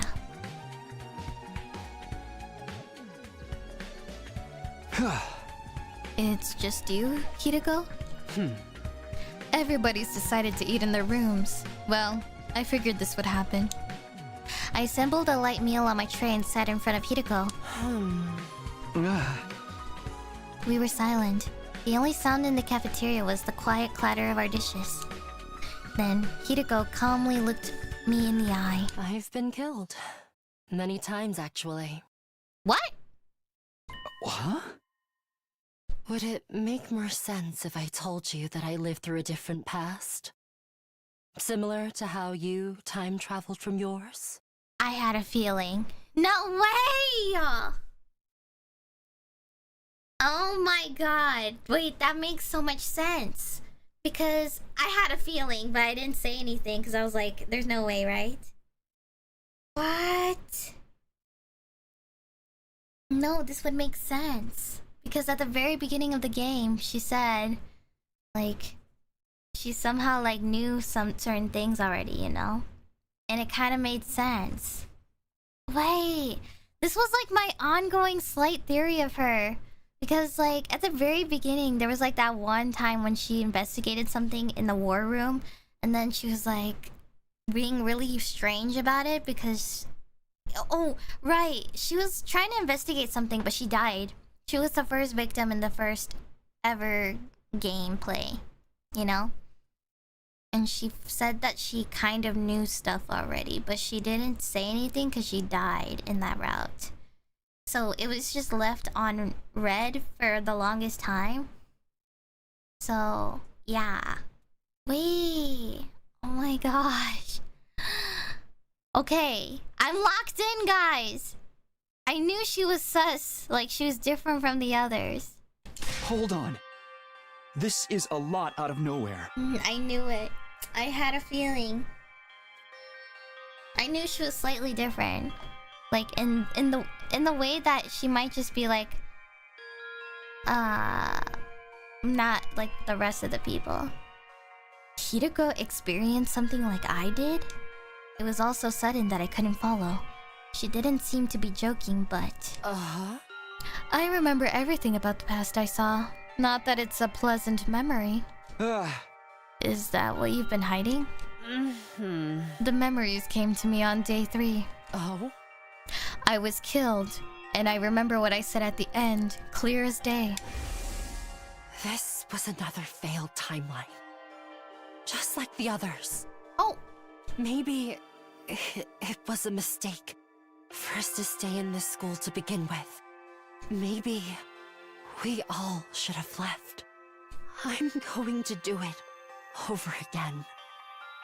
As many times as it takes. I'll bring an end to all of these horrific histories. I'll do it someday. Mark my words. You've been repeating the past. And failing. I thought that by staying in this school, history would repeat itself. I wanted to stop that from happening. So I sprayed a warning on the blackboard. Oh! That threatening message. That's right. I wrote it. Oh! I wanted to tell you sooner. That's why I asked you to meet me that night.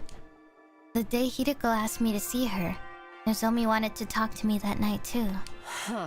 But then, Yugamu showed up, so I couldn't say anything. After that, I lost my nerve. I couldn't do it. You kept this to yourself all this time? But why tell only me? I blame my ego. Hideko. Sorry. Oh! With that, Hideko left the cafeteria, carefully avoiding making eye contact with me. I had no idea what she had to apologize for, but one thing was clear enough. She seems like she's hurting. She'd been holding this all by herself, memories of a brutal series of events. After seeing vulnerability in Hideko for the first time, I couldn't bring myself to push her any further. I was worried she might break. So... She remembers all of the routes? Soldiers. Another get some shut-eye.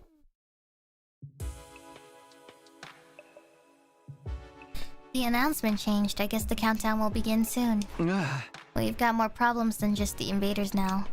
It had been another day of almost no progress. We still hadn't solved our Dalshab problem, but there were too many other things to worry about. I can't believe Hideko time traveled too. But looking back, the things she said and did that hadn't made sense before all added up now. What happened in the timeline she lived through, and why bring it up now? I'm always a few steps behind. My head hurts. Unable to get my thoughts in order, I gave up and closed my eyes. Before long, I fell asleep.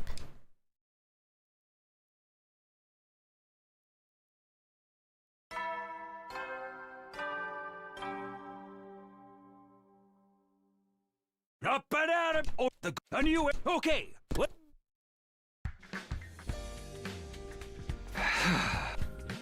Teamwork I've cultivated with my allies? Is that supposed to be satire? I guess I'll go to the cafeteria. Someone might be there.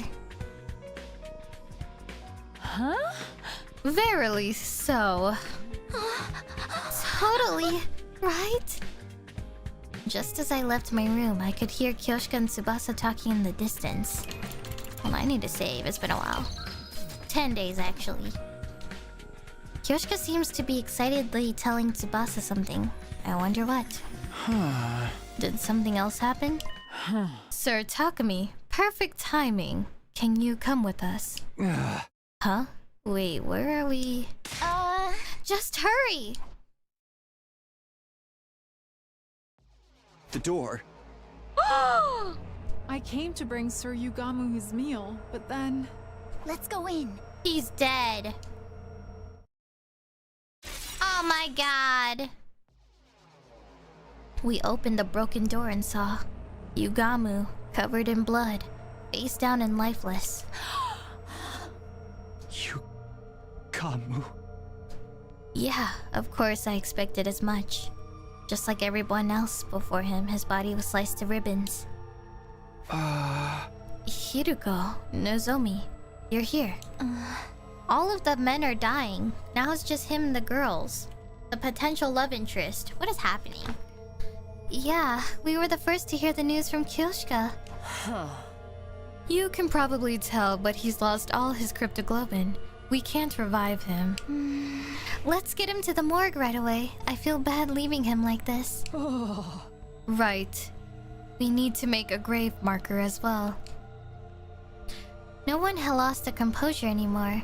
No tears flowed, even the anger was gone. We just accepted the death of our friend and dealt with it, matter-of-factly. We were used to this now. The death of Yugamu was just another part of our day. Saying that like Yugamu's not a love interest? Well... I mean... Yeah, but like... Yeah, so far though, with the killed victims, it's as if they're leaving like these particular girls alive. It's just him and the girls now. I don't want to do anything. Laying listlessly in bed, I suddenly realized it was long past bedtime. Invaders? Humanity? Whatever, I just want this to be over already.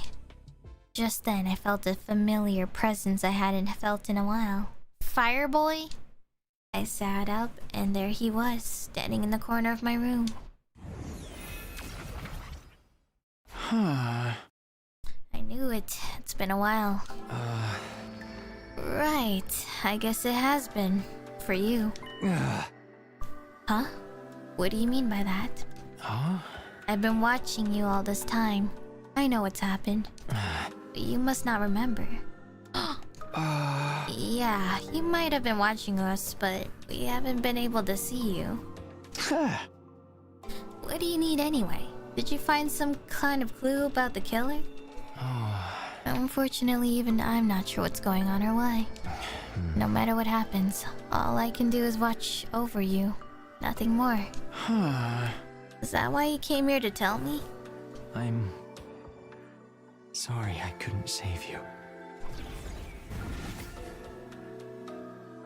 With a sad look on his face, the undying flame boy abruptly vanished. What's up with him? Unwilling to frustrate myself thinking about it, I pulled the blanket over myself and closed my eyes. I wanted to forget reality, to forget everything, and find refuge in sleep. The morning announcement hadn't played yet. The sun was only just coming up. I have a small theory right now, guys. I have a small theory, but what if Takumi was a bad guy to begin with? What if Takumi was the evil villain this whole time? And all of this is a setup. This is all a setup for him to be fixed. You know? Imagine if Takumi was the evil villain and that he was in this crazy simulated future repeating thing where the whole premise is to just like, but he's the protag? Well, let's not forget Danganronpa 2, guys. Anyways, Danganronpa 2, don't forget that, guys. But just imagine though, if Takumi killed everyone in like the very first of everything, you know? If Takumi killed everyone and this is just for him to, you know, this is for him to be fixed somehow, like what if he was just the bad guy all along in like the very first timeline? He was killing everyone and then somehow someone else found a way to put him in this chaos of, you know, the timeline thing, you know? Like they put him here and then they were like, alright, you know, let's see how he does and let's see if Takumi can be a different person than he was before when he was evil, blah blah blah. I don't know, guys. We'll see. That was just a random theory, but maybe I'm overcooking it, but also don't confirm or deny it either if you already know how the game goes. And right on cue. Oh. The sound. Intruder alert. Intruder alert. Unauthorized defective. An enemy attack. Is Dalsha finally here? But we don't have any plan for dealing with him at all. Damn it, I'm just gonna have to go. I dashed out of my room and ran as fast as I could and headed to the war room.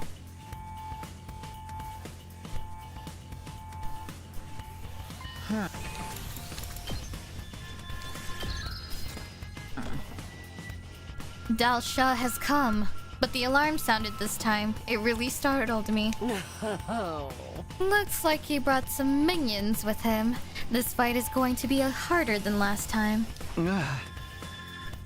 We have fewer numbers and no plan. We're just going to have to go for it, do or die. Wait, about that, we do have one strategy we can use. Huh? Remember that external storage device we recovered from that invader? Well, I finished analyzing the data on it. Oh? No one mentioned anything to me about an external storage device. Luckily, the data survived and I was able to retrieve some confidential information. I learned a lot. I'll spare you the details, but I used that knowledge to develop a bioweapon. That sounds familiar. I looked into it and found that Commander DNA has some strange cells that are clearly different from regular humans. I succeeded in formulating a poison that attacks those cells. Call it a bioweapon that only works on commanders. Man, they locked up Yugamu, and then he got killed. It's kind of sad, but also it was kind of fucked up that he pretended to be the killer. So I'm like kind of in the middle.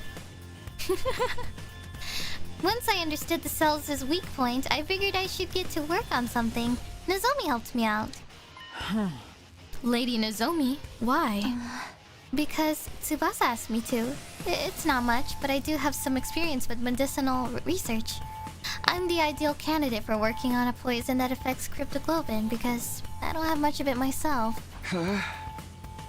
We did make a poison that Nozomi tricked a commander into consuming during my previous 100 days here, but what's the plan this time? We turn the poison into a gas and have Dalsha breathe it in. We've made a trap we can place.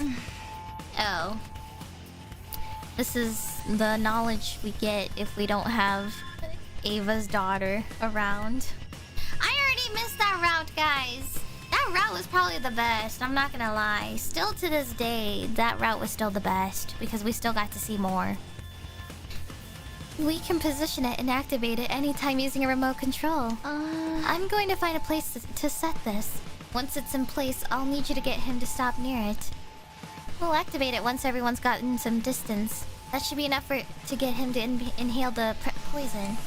Oh, can we pull it off with the small group we have now? We'll just have to try. It's better than standing around and getting killed. You're right. It's very much worth trying.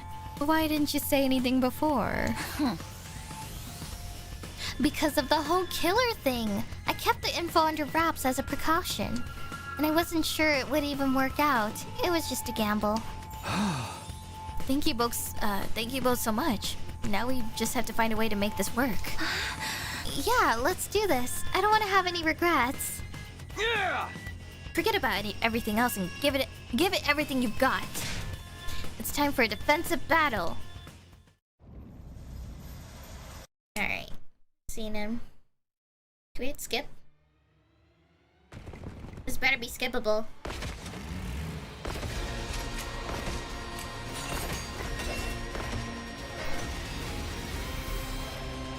Let us begin. Come and prepare to die.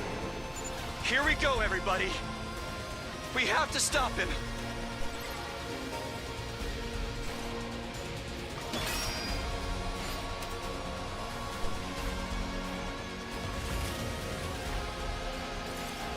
Thank you.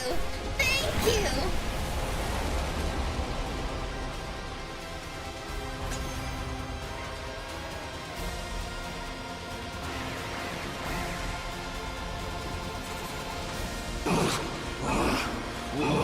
What is this? It worked! The poison worked! Let us all strike in unison. Wait. There's still gas lingering in the vicinity. We'll be hurt if we try to attack now. We'll finish him after it clears. First, let's take care of the enemies in the vicinity.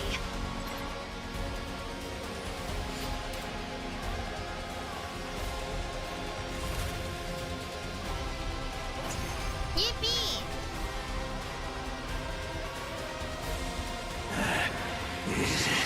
Is this poison gas? Incredible. I never would have guessed there was a poison that could work on me. I underestimated you. Everybody, all together now! Looks like it's time to settle things once and for all. Who will survive? You or I? Let us see what the answer is.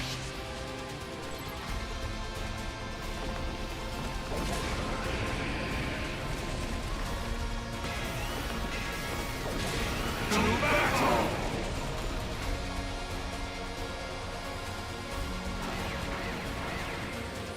Yay! I Skip! don't want to fight! No! Not like this!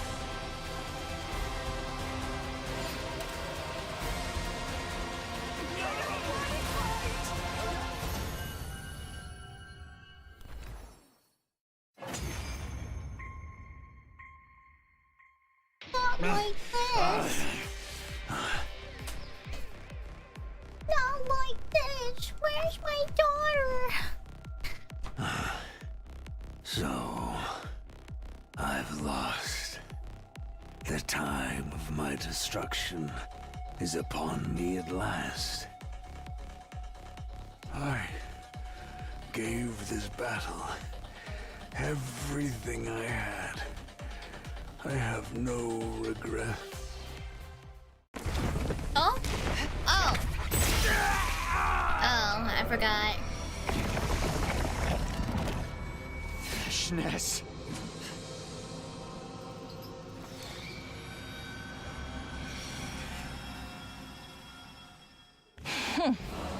A disgraceful end.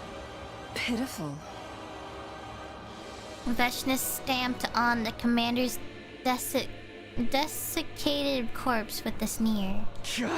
Everyone, prepare to attack! There's no need to rush. I don't intend to fight you yet. Huh?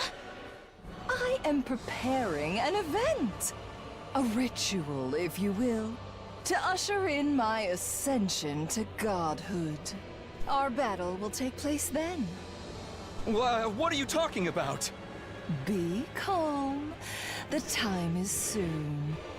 Wait with bated breath, so that you may behold my birth as the one true god! With that declaration, Veshna's turned and left. Honestly, after seeing her walk away, I felt relieved.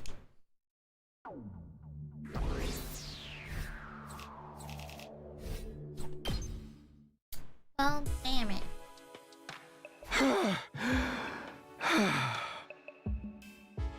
Everything hurts. I was resting in bed, recovering from our long, brutal battle. We managed to defeat Dal Shah somehow, but the time to settle things with Veshnis was getting closer. Our only option is to fight. I know that, but even if we beat Veshnis and manage to survive, what do we have left to live for? Suddenly, the faces of all of our dead friends flashed through my mind. Was there really any point to playing out the rest of this worst-case scenario? No. I have to stop thinking about this. My head is starting to hurt again. I'm sleepy too, though that may be from all of the fighting. It's too early to sleep, but I don't have any appetite either. I'll just rest here. Deciding to abandon all thought, I pulled up the blankets and curled into a ball. Eventually, I passed out like a light.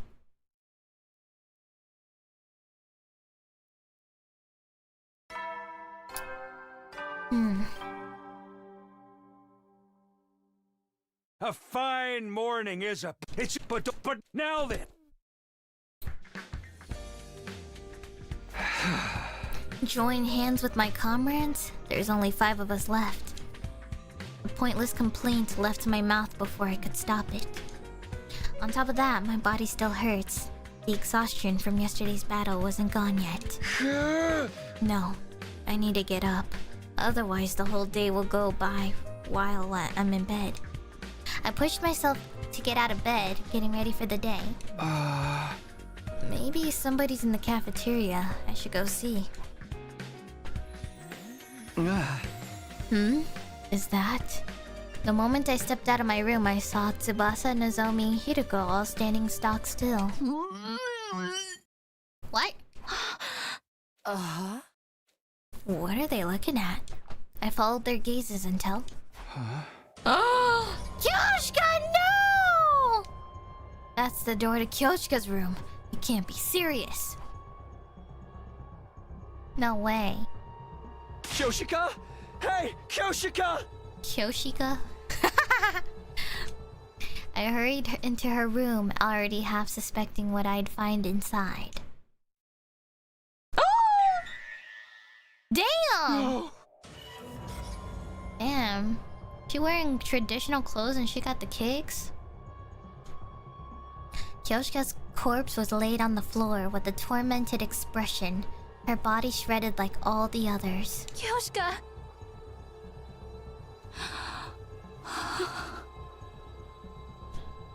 The others had followed me into the room, now stunned by the wretched scene before them.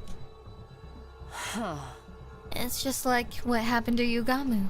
The killer broke down the door with the power saw and killed her. Wait, wouldn't we be able to hear someone breaking down a door with a power saw?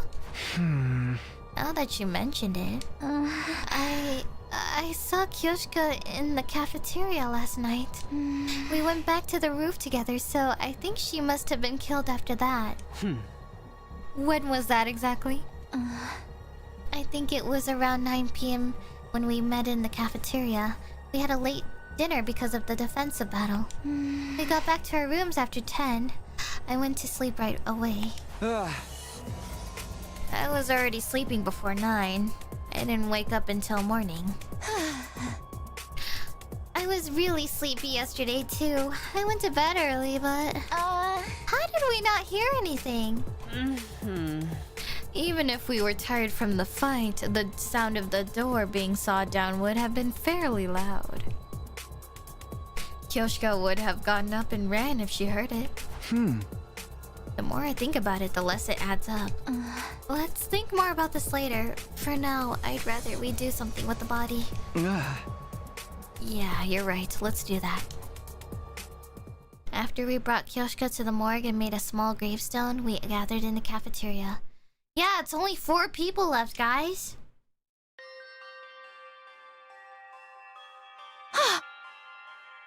The life sign count is down to 4.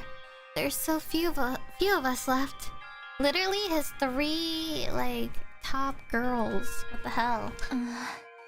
Yeah, it's sad, but I don't know what we should do. I couldn't think of anything to say. I'm too depressed myself to cheer anyone else up. I'm just one big mess of confusion.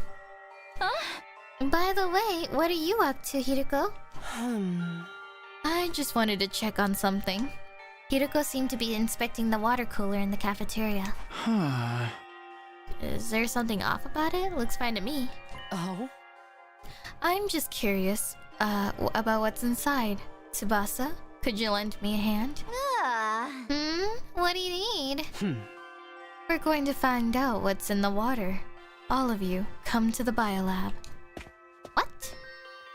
With that, Hiroko exited the cafeteria with a cup of water in hand. And soon after...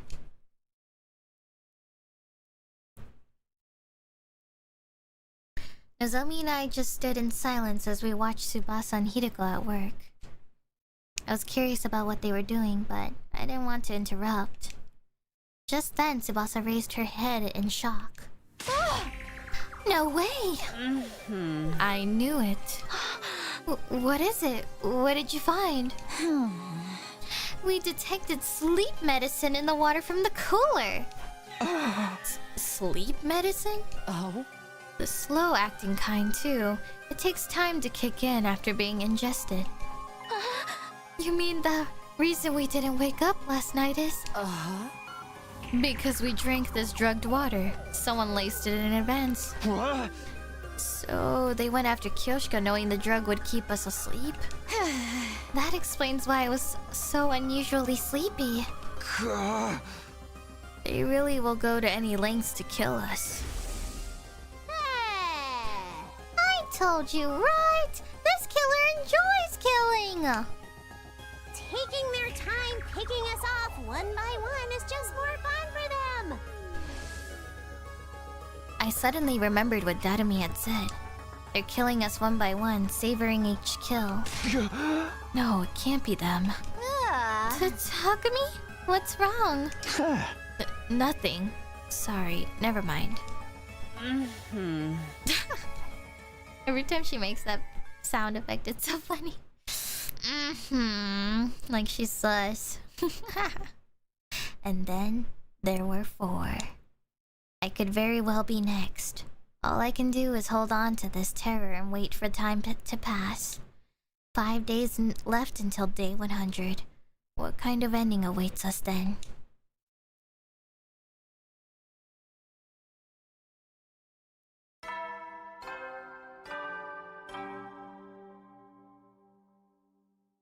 Troops, it's time. It's this the curtain.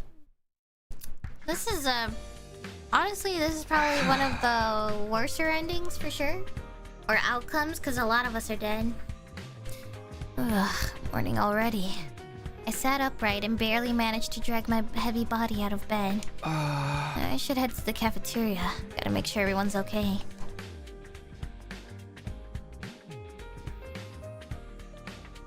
When I got to the cafeteria, Hiroko was eating alone. Oh, morning, Hiroko. Have you seen Tsubasa and Nozomi? Yeah, just now. Everybody's okay this morning. That's good. I can't let my guard down, but at least I can rest easy for a minute. Feeling like I could eat a leisurely breakfast in peace, I approached the rational-matic but... There's nothing I want to eat. Just feeling again. I'm hungry, but nothing appeals to me. Oh? What's the matter? Oh, nothing big. I'm hungry, but I can't find anything I want to eat. I'm sure it'll go away in time. I'll just have a protein shake or something. Oh? Takumi, I want you to go somewhere with me. Huh? Right now? Hideko gave a small nod. Follow me, if you trust me, that is. You know, for a second I thought she said, Takumi, I want you. I thought that's what she said. Oh god. That's a lot of bodies. Hideko brought me to our friends' resting place, the morgue. Before me were the remains of all the people we'd lost to the killer. This was maybe the last place I wanted to be. Why did Hideko bring me here? Oh?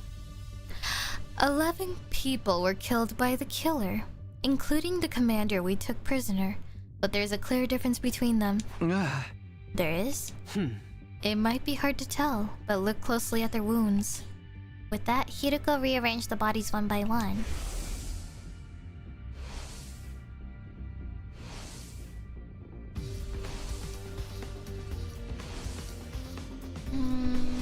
Oh?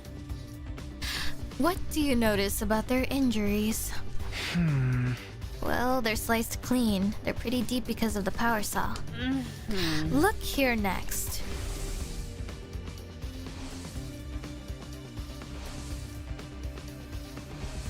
Wow, can you at least let me pause and look? Come, take a good look and tell me what you see. Huh? Just like the others, the next body was riddled with wounds that dug deep into flesh. At a glance, they all looked the same, but looking closely, I suddenly realized something was different. Huh? The wounds on this one are messy stabs. Right. The power saw isn't the killer's only weapon. What? These wounds were likely caused by a dagger or something similar.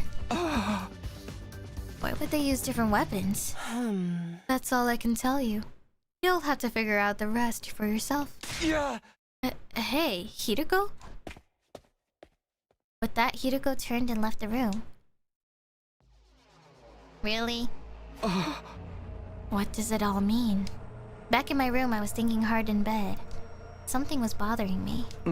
A dagger. I know I've seen something like that before. My gaze wandered in search of an answer until I landed on my desk drawer. Of course, a dagger. I remember, the diary in the drawer. God. I knew it. The killer in this diary had the same kind of weapon. I thought this diary was a work of fiction, or more accurately, this was what I'd wanted to believe. But it didn't seem like mere coincidence. Does the killer from this diary exist in real life? Then who wrote this? And when? How long has the killer been around? Imagine it's Takumi. Hideko must have figured out the truth, but she avoided giving me a straight answer. Is there some reason she feels like she can't talk to me? Because maybe you are the killer. Maybe this is your diary. And this is really old. Maybe, like I said, guys, my theory. Going back to my theory of Takumi being the real villain. Like, what if the original Takumi... What if this is a new version of Takumi, right? And let's just say there's an old version of Takumi where he's evil. And he wrote this diary. And then he can't recognize it for some reason. He keeps thinking that there's another killer out there that owns this diary. But actually, imagine if it was him all along. It was like... It was Takumi all along, the original evil Takumi. And he doesn't remember it at all, so he's just like... What the heck? And then Hideko's sus of him, maybe, because she's like, maybe he doesn't remember. I'll just pretend and act like he's a different person, blah blah blah, or whatever. So, I don't know. But I don't know, I don't get it though. Because, like, I mean, we are seeing the killer at, you know, we are seeing an actual killer out there, so I don't really know. Like, at the same time that Takumi's there. But then there's like that weird whole thing when Ima and Kako were like, what? We just saw you though. And then, but Takumi was sitting there the entire time. So, I don't know, there's like some weird like shapeshifter or like imposter or like... I don't know, man. I don't know. My head hurts. I don't understand any of this. My head hurts so bad. Could be a doppelganger too. Maybe I have another version of myself out there. That's why people keep seeing me at so many moments, and then I have an alibi each time. Ugh, what time is it? I pried open my heavy lids to look at the clock. It was just before noon. Right, I spent all day yesterday deep in thought. I must have passed out. I feel like I slept too much, but there's no sense in dwelling on it. I should get ready.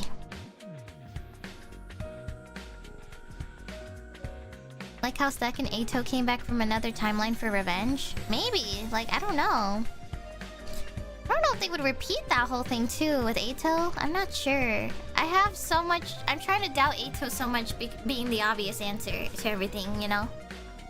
I left my room, but all I did was stroll around the school, never coming across anyone. We were all keeping to ourselves, unsure of who the killer could be. What if Ato is just messing with us, you know?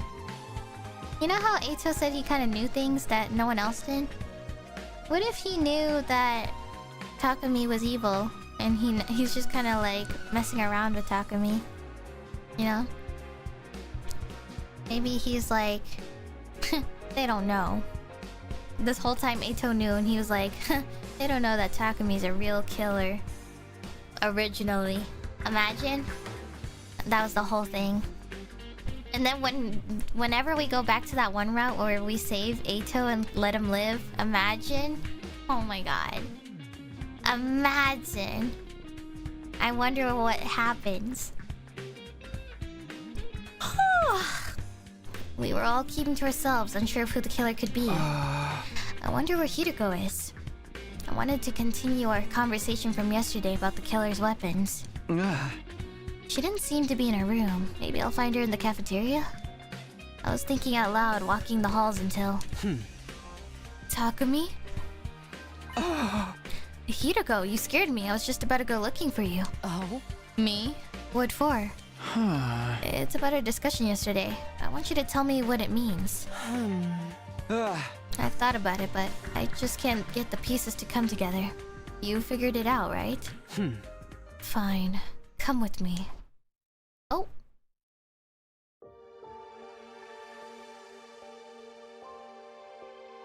Hideko took me to the classroom where she'd once written that threatening message.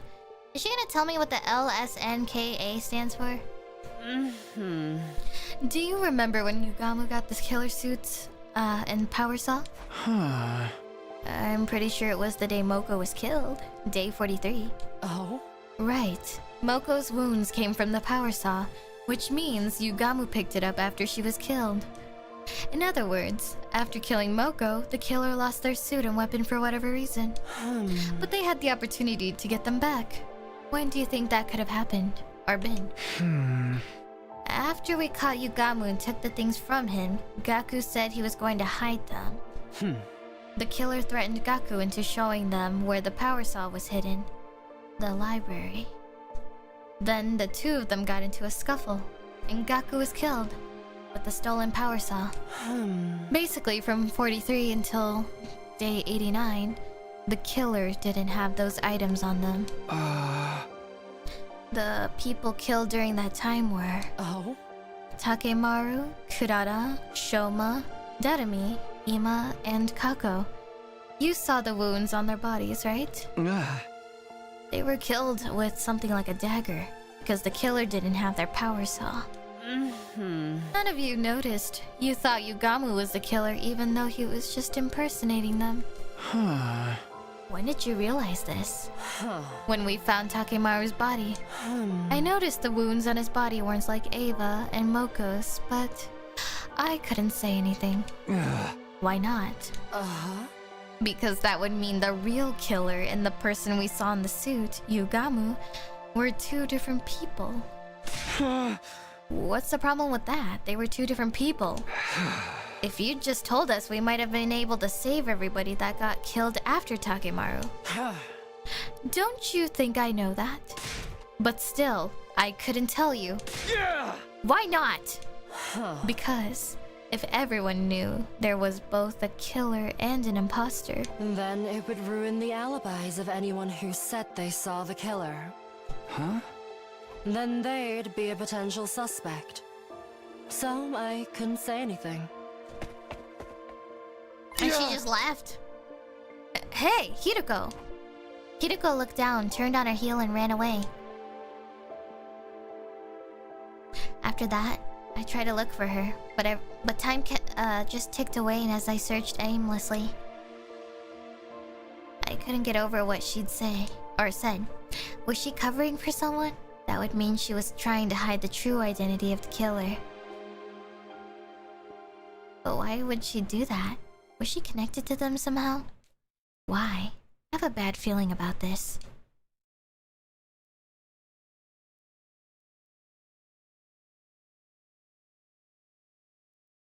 "97, guys." It was day 97. A new day was beginning. But there I was, still lying in bed. What are we supposed to do with just the 4 of us? We still have to fight Veshness. We're anything but united. I haven't seen Nozomi in 2 days. I don't know what I should do anymore. The situation has everyone completely exhausted. We're doing everything we can just to keep sane. Help me. Hiroko. I was calling her name without even realizing it. Then I let my listless body sink further into the bed and slowly closed my eyes. What the heck? I suddenly woke up to the sound of my door being pounded furiously. Takumi! Open up, please! No! Is Hiroko dead? Nozomi? Her voice sounded desperate. I rushed over to open the door. And there she was, her face pale. What? What's wrong? What is it? Please, come with me. Huh? Where? Nozomi didn't answer. She just silently walked off. I matched that silence as I walked with her. There's nothing inside of me but dread. But I can't run away. I was brought to the metal shop. Inside I saw... Tsubasa. Oh no! Tsubasa was face down, not breathing, her body covered in cuts. No! What the hell, man?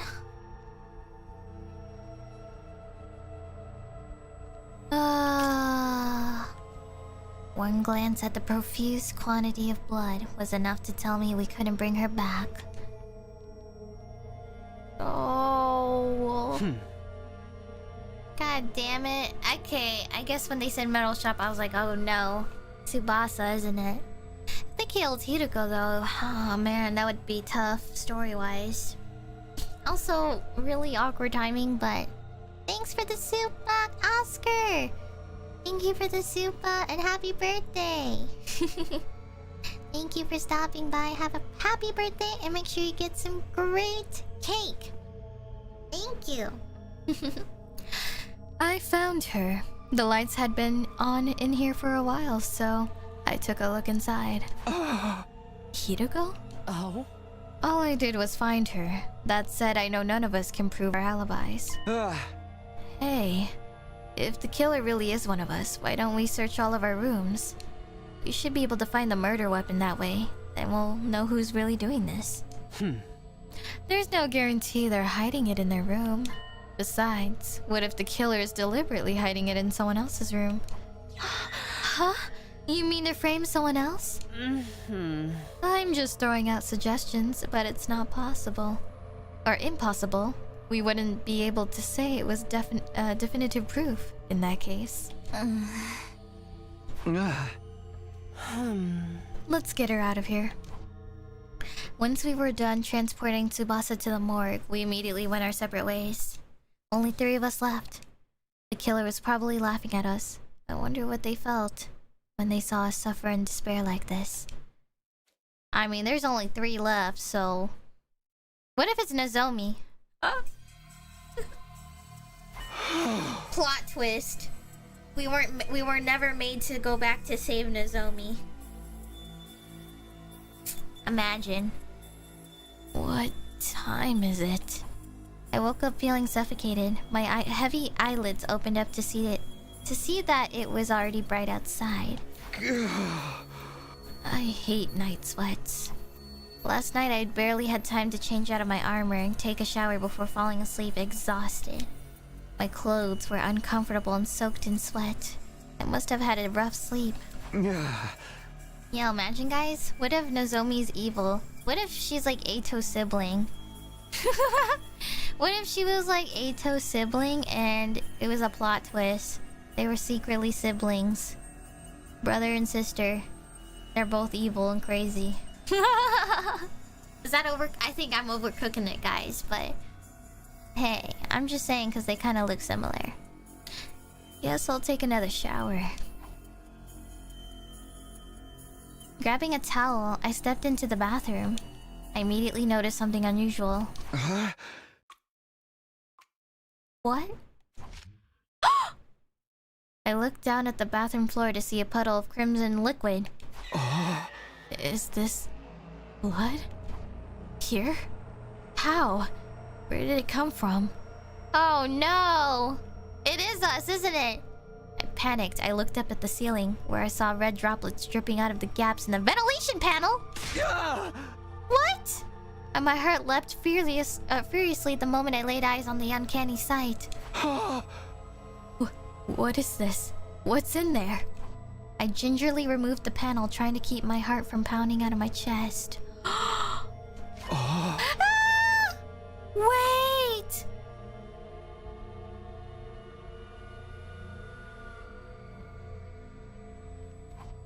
The moment I saw what was inside, my throat felt like it was closing up.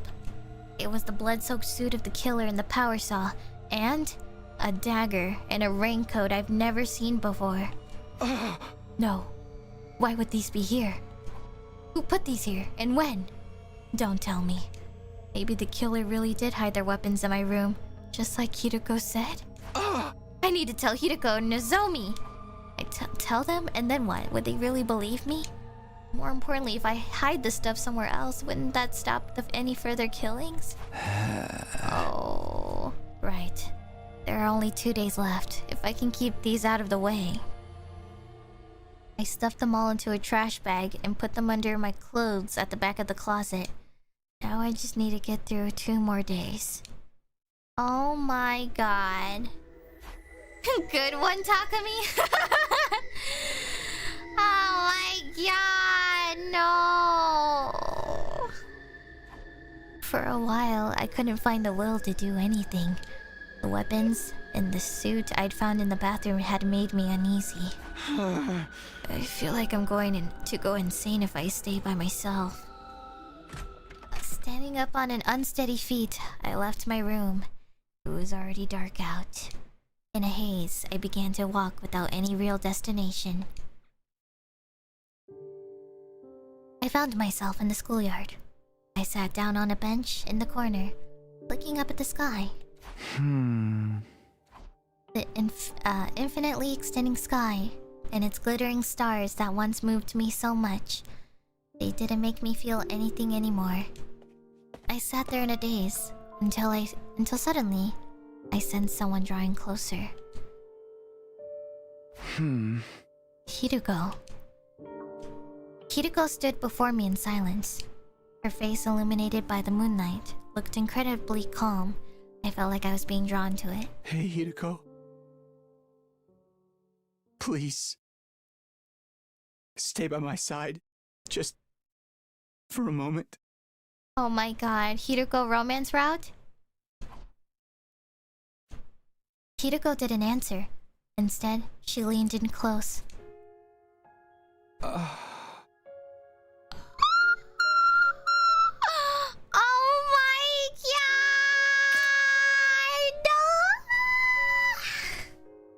Oh my god, this is like every... Oh my god. This is like every guy's dream. Oh my god! She cradled my head, wrapping it in gentle warmth. I could smell something familiar, a sweet, mellow aroma. Was the scent lavender? I could hear her heart beating. I was comfortable, as if all my anxieties had simply vanished into thin air. It's okay. Everything will be alright. Oh my god. Kiruko ASMR GFE. Comforted by her sweet voice, my heart began to hurt. Intense, uncontrollable emotions were welling up inside of me. This was how I'd always felt toward Karua. But this time, it wasn't making me feel this way. This time. Hiruko?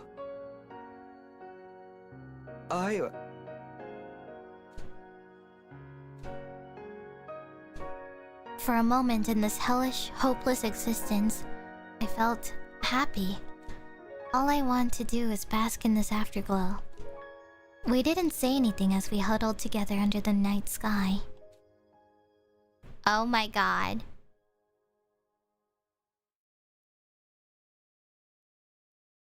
Oh my god. At last, it was day 99. It happened before the usual morning announcement. Oh my god. The intruder alert blared throughout my room. Oh, she's finally here. Intruder. I was so composed that I even surprised myself. I don't know what the three of us are going to be able to do, but there's nowhere we can run. We just have to do this. Wow, that was such a beautiful scene, guys. I actually kind of felt sad for Takumi, I'm not gonna lie. I felt the despair that he was experiencing just then. Like, I don't know, I felt so bad for him. In that moment, I was just like, man, that's when it really like settles in and it like just hits you. It was pretty sad. Man, that was so good, guys. I guess this is our final battle. If we're all set, let's get right to it. Wait, before we do, there's something I have to give you. Huh? This is a bioweapon that will boost our strength. It was in the metal shop. Did Tsubasa make this? Yeah, it was her last gift to us. We should be able to do some serious damage to Veshness with this. We can't waste it. Tsubasa, thank you. We'll make good use of this. Let's go. All that's left to do is whatever we can. I accepted Tsubasa's memento and took a step forward, but truthfully, I felt empty. Even if we beat Veshness, could we call whatever ending awaits us a happy one? Doubtful. I felt like a robot designed solely to defeat the approaching enemy. Despite the heavy atmosphere hanging over us, we made our way toward the final defensive battle.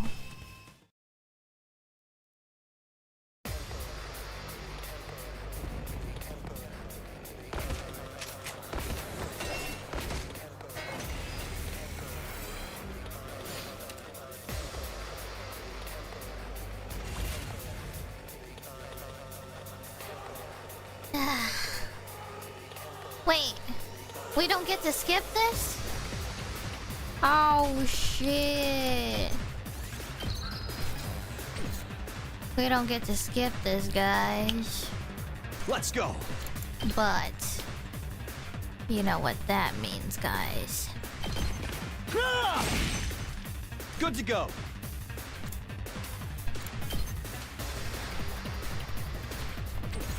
Time for action. I've got your back. I owe you. Say when. Yeah! Ready when you are. There! Got it! My turn!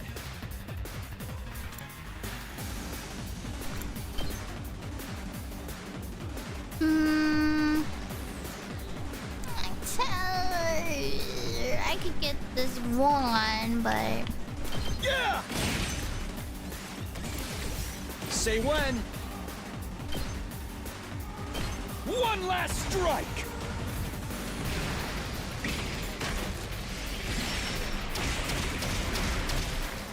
take care of the rest. Leave it to me.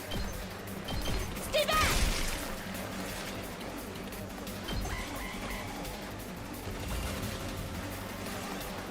Yes. Oh, what the? Okay, what the hell, man? Oh, he's stunned. Ready as I'll ever be. I'll patch you up. Thanks. I've got this. Okay. Just in case. This should do it. I mean, I don't think so, but just in case. Ready when you are.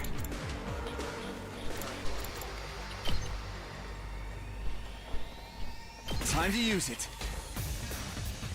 Maybe I should move her. Or, I don't know. I think Takumi can handle all of it. I've got this. All right. Damn, you are crazy. All good. I owe you. Good to go. One last strike. I'm just too OP, guys.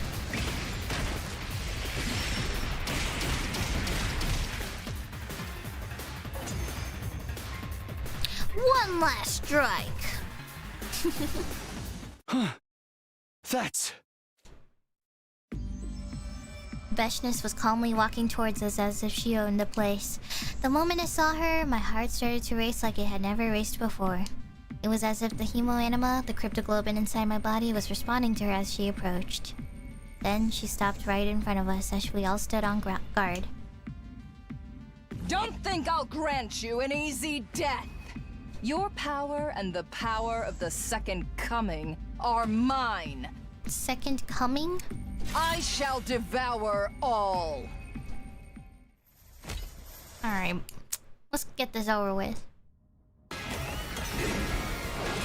Bow down!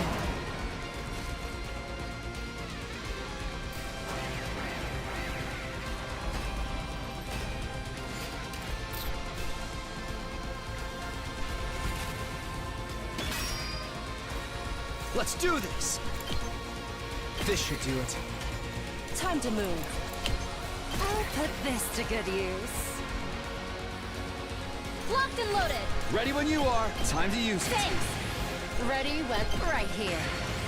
Now then, to business. Let's go.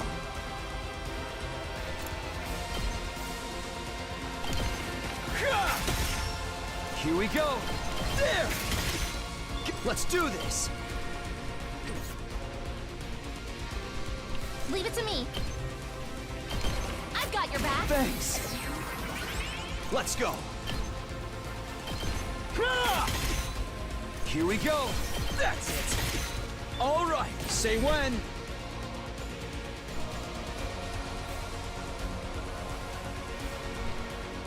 Okay. One last strike.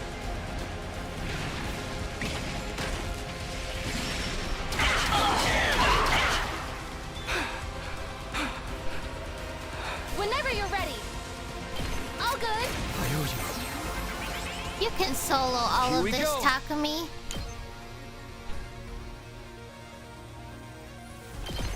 There. I'm just gonna Let's get go. rid of all of these guys. Take this. My turn.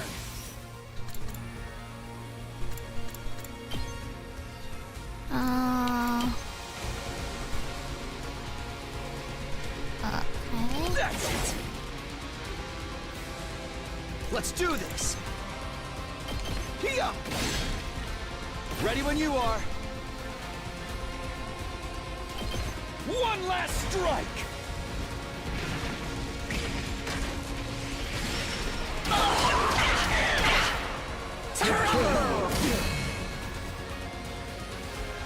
I've got this. Oh. I've got you. Thanks.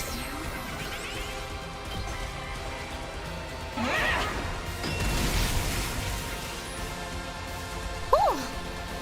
Okay. All right, let's get started. Ready whenever. Good to go. All right, let's get started. Ready whenever. Time for battle. I see. Ready whenever. Passive skill. Now then, I'll put this to good. My turn. Take this. Oh. All right. Out of my way. My turn. 9. Ready when you are. Oh.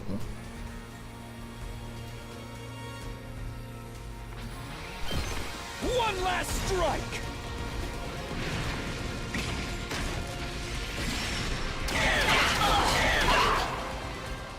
Oh. Oh, okay. Thank you. You're all more bullheaded than I could have imagined. Know your place, wicked invaders.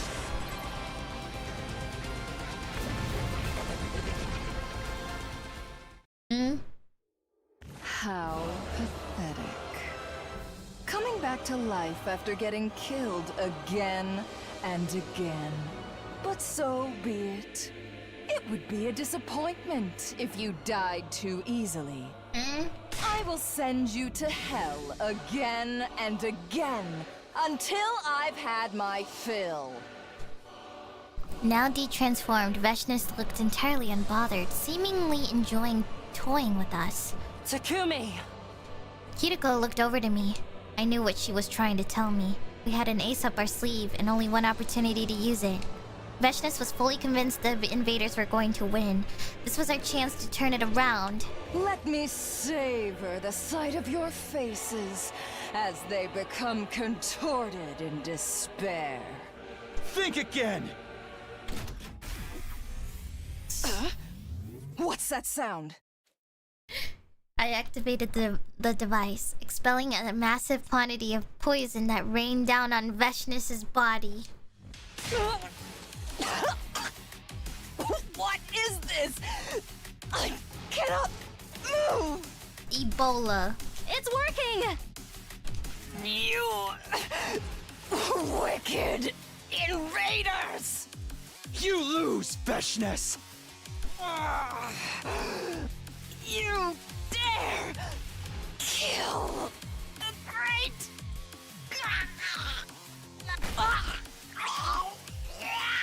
Jesus! Oh my god! Oh my god! Was it that bad? Jeez.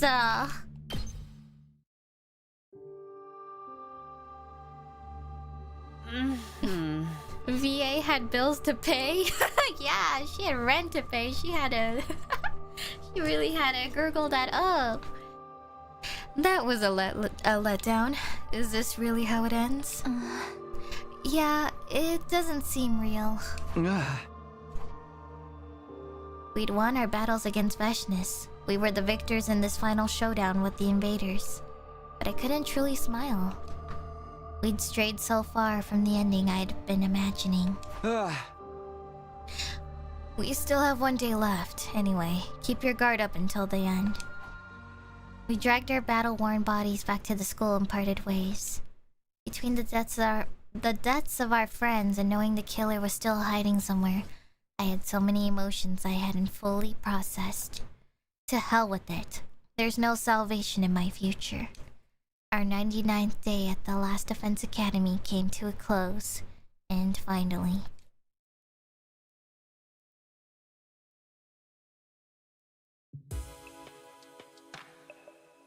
A new day had begun. The final day, day 100. I made it all this way. I didn't feel joy, anger, or sadness. I just accepted reality as it was.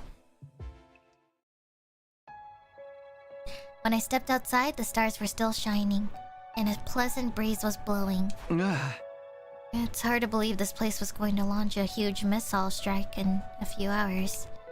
Once the final attack starts, humanity will be the victors in this war. But who cares about that? What about the killer? We never figured out who it was. Because if everyone knew, there were both a killer and an imposter. Then it would ruin the alibis of anyone who said they saw the killer. Wait, does that mean? No, it can't be. Oh, so did you realize, Takumi?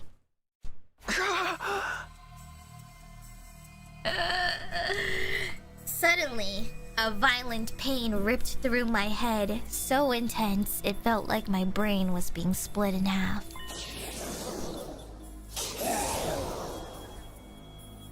Oh, hell no! Oh, hell no, that gave me the chills. Oh, I did not like that. Oh, God. That's... Oh, Jesus, that sounded so scary. Holy shit. I thought that was coming from me. Oh my God. Who's there? An unfamiliar voice echoed in my mind, threatening to consume my very consciousness. What is this? What the hell's going on?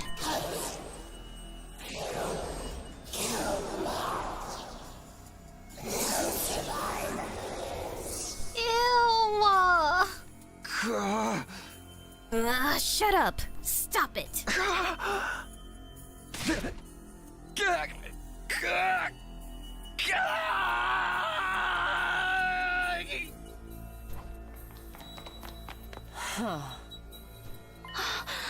Takumi, what's wrong? Stay back! Run away!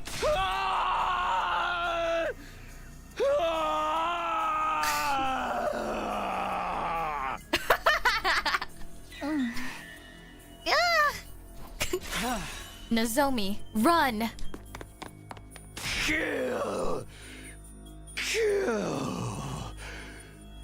Kill! Oh my... No, stop! Why can't I stop? My body is rampaging out of control. I'm trying so hard to resist, but I can't do a thing. If I don't do something, then... Somebody... help! Don't... kill. I don't want to kill. I only remember fragments of what happened next. Suddenly, I found myself wearing the killer suit and holding the power saw. That voice from before was endlessly commanding me to kill, and I answered the call. I was on the hunt for Hiroko and Nozomi, and then...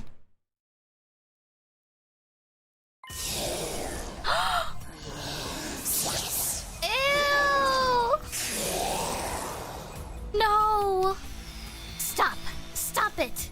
My body turned this power saw on the two girls despite every fiber of my being fighting against it. No! Stay back! Nozomi was trembling with fear and shock, on the verge of tears. I tried so hard to put distance between us, but my body did the exact opposite. Please, you have to run away from me. He'll get us both if we don't do something. We need to split up. Right! Kill! Kill! I'll kill you! No way!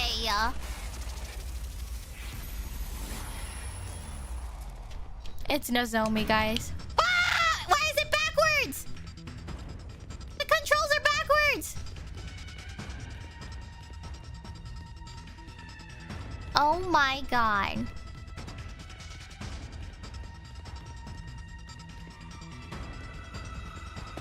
No way. Guys, the controls are backwards. Ah! I think this game did it on purpose though. Oh wait, but that's kind of cool though, because he doesn't want to do it, so you do the controls backwards. Oh, I see, I see. Wow. Why are they so much faster? Why couldn't we be faster? this, Takumi. You lied to us and killed everybody. Why? I believed in you.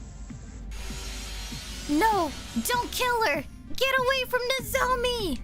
No matter how hard I resisted, my body didn't budge an inch. Budge an inch. I'd lost all control over it. No, don't do it! Please, no! Don't kill her! No! Ah!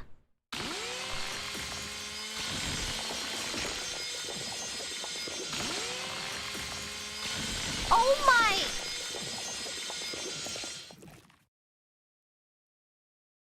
Damn!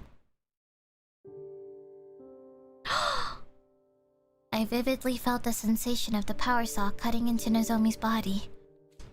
I killed her.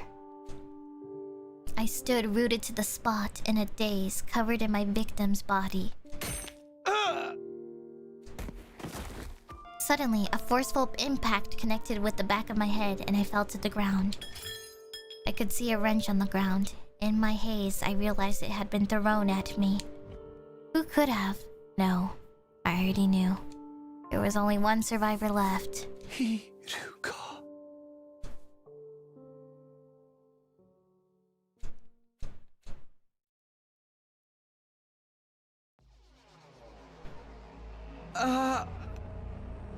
Where am I? Huh? I woke up struggling to breathe, discovering my body had been restrained with rope. So, you're finally awake. Ryugu. And you seem to be yourself again. For now. Come to think of it, I can move my body of my own volition again. What was that back there? Do you know what's happening to me, Ryugu? The missiles will be fired soon. I'll explain everything before then. All of it. Who the killer is and everything they've done. Does this mean the killer is... It's you. You're the one who destroyed Sirei. And you're the one who killed all 13 of our friends. What are you talking about? That's not... Oh. I know you weren't aware. Your conscience is clean. But 13 people still died at your hands, even if you weren't aware of it. I did this? No, that can't be right. I first noticed something was strange with you on day 16. Day 16? That's the day you were attacked by the killer in the biolab, right? Yes, but the one who cornered me in the lab, it was you, Takumi. What? No way. I didn't do that. I believe it was around 11 p.m. I couldn't sleep, so I was walking around the school by myself.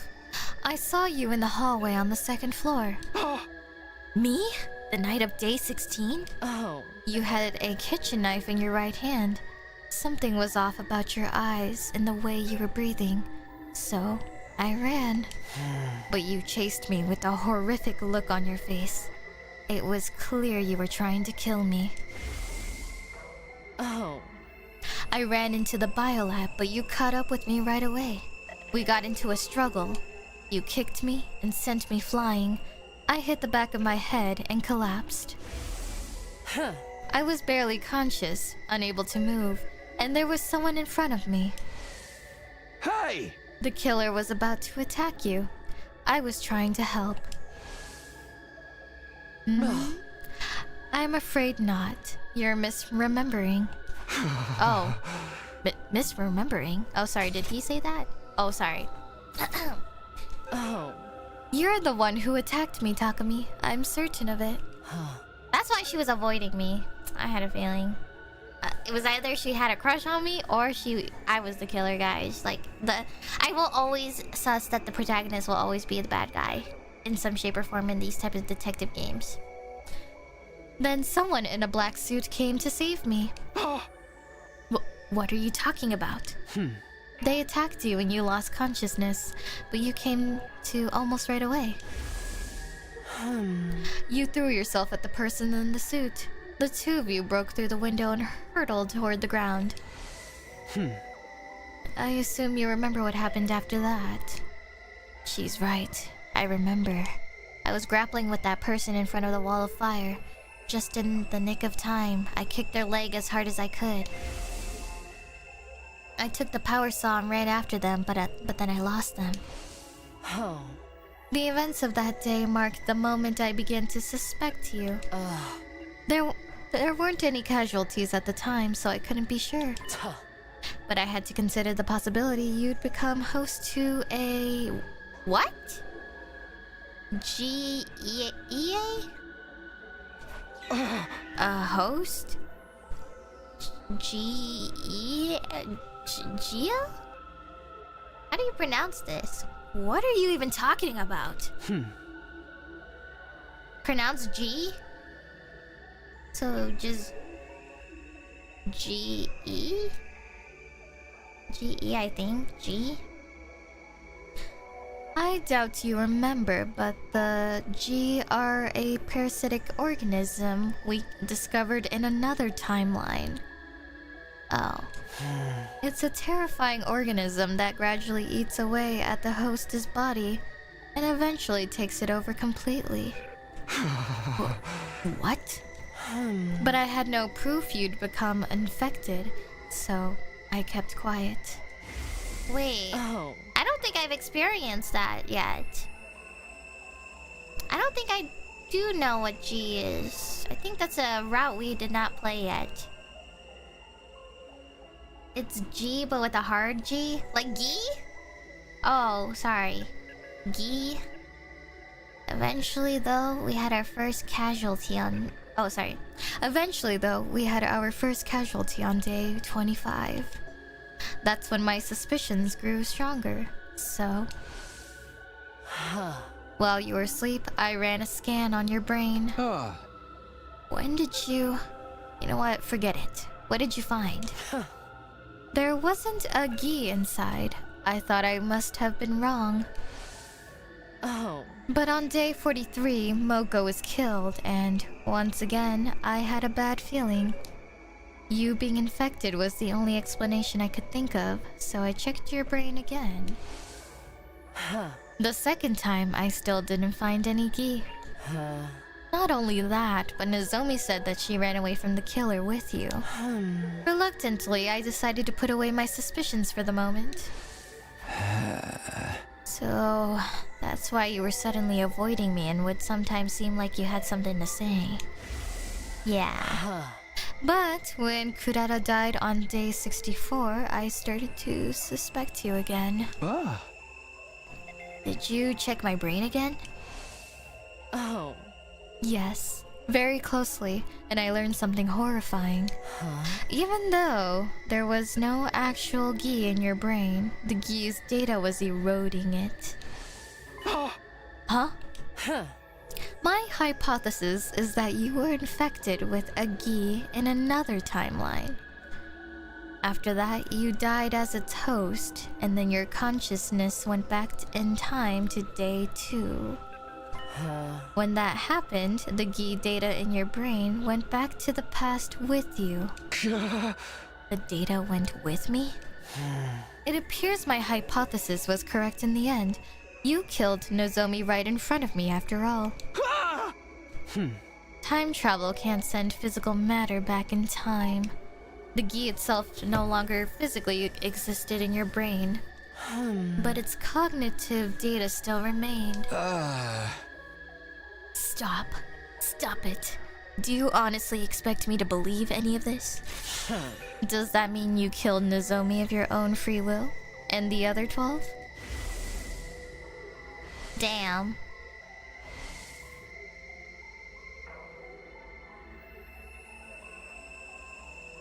Good thing we didn't kill Hiruko. Because I knew killing Nozomi would give me more information. Killing Nozomi was because I needed this information. That's why I picked her. I was like, Oh shit. Hideko knows more than Nozomi probably. I'ma just kill Nozomi first. You didn't know it was happening. When the gi awakens, your own consciousness vanishes.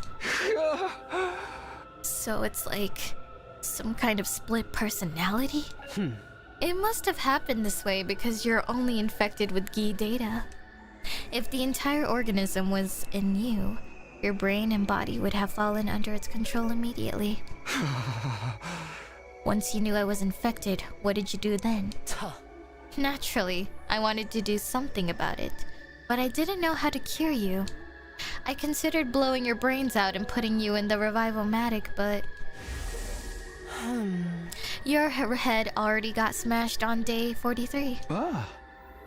Right, I remember Nozomi telling me that happened. Oh. But the murder still didn't stop. I knew destroying your brain was futile. The revival system must have perfectly recreated the brain data stored in its database. I went to the library to do some research and try to find another way to cure you. That's when I found out about a certain drug. A drug? It was possible that injecting you with it would remove the gi data from your brain. So, around dawn on day 67, I snuck into your room and administered the drug as you were sleeping. Is that why I didn't wake up for 3 days? Yes. The side effects of the drug I injected you with caused you to fall ill. I thought I'd finally restored your brain to normal. In order to be sure, I examined your brain again the day after you woke up, day 71, but... Damn, she didn't check on us because she cared about us like that. She came to check on us to see if we were normal. The gi data was still there. Yeah. What? I wonder if it's because of Ato's influence, you think? I wonder if the gi data stayed because of Ato's influence inside of us. I failed. The drug didn't work. Why? Why can't I get you out of Takumi? You latched onto him and killed our friends. How long do you plan to toy with us? Go to hell already! You filthy insect! Damn.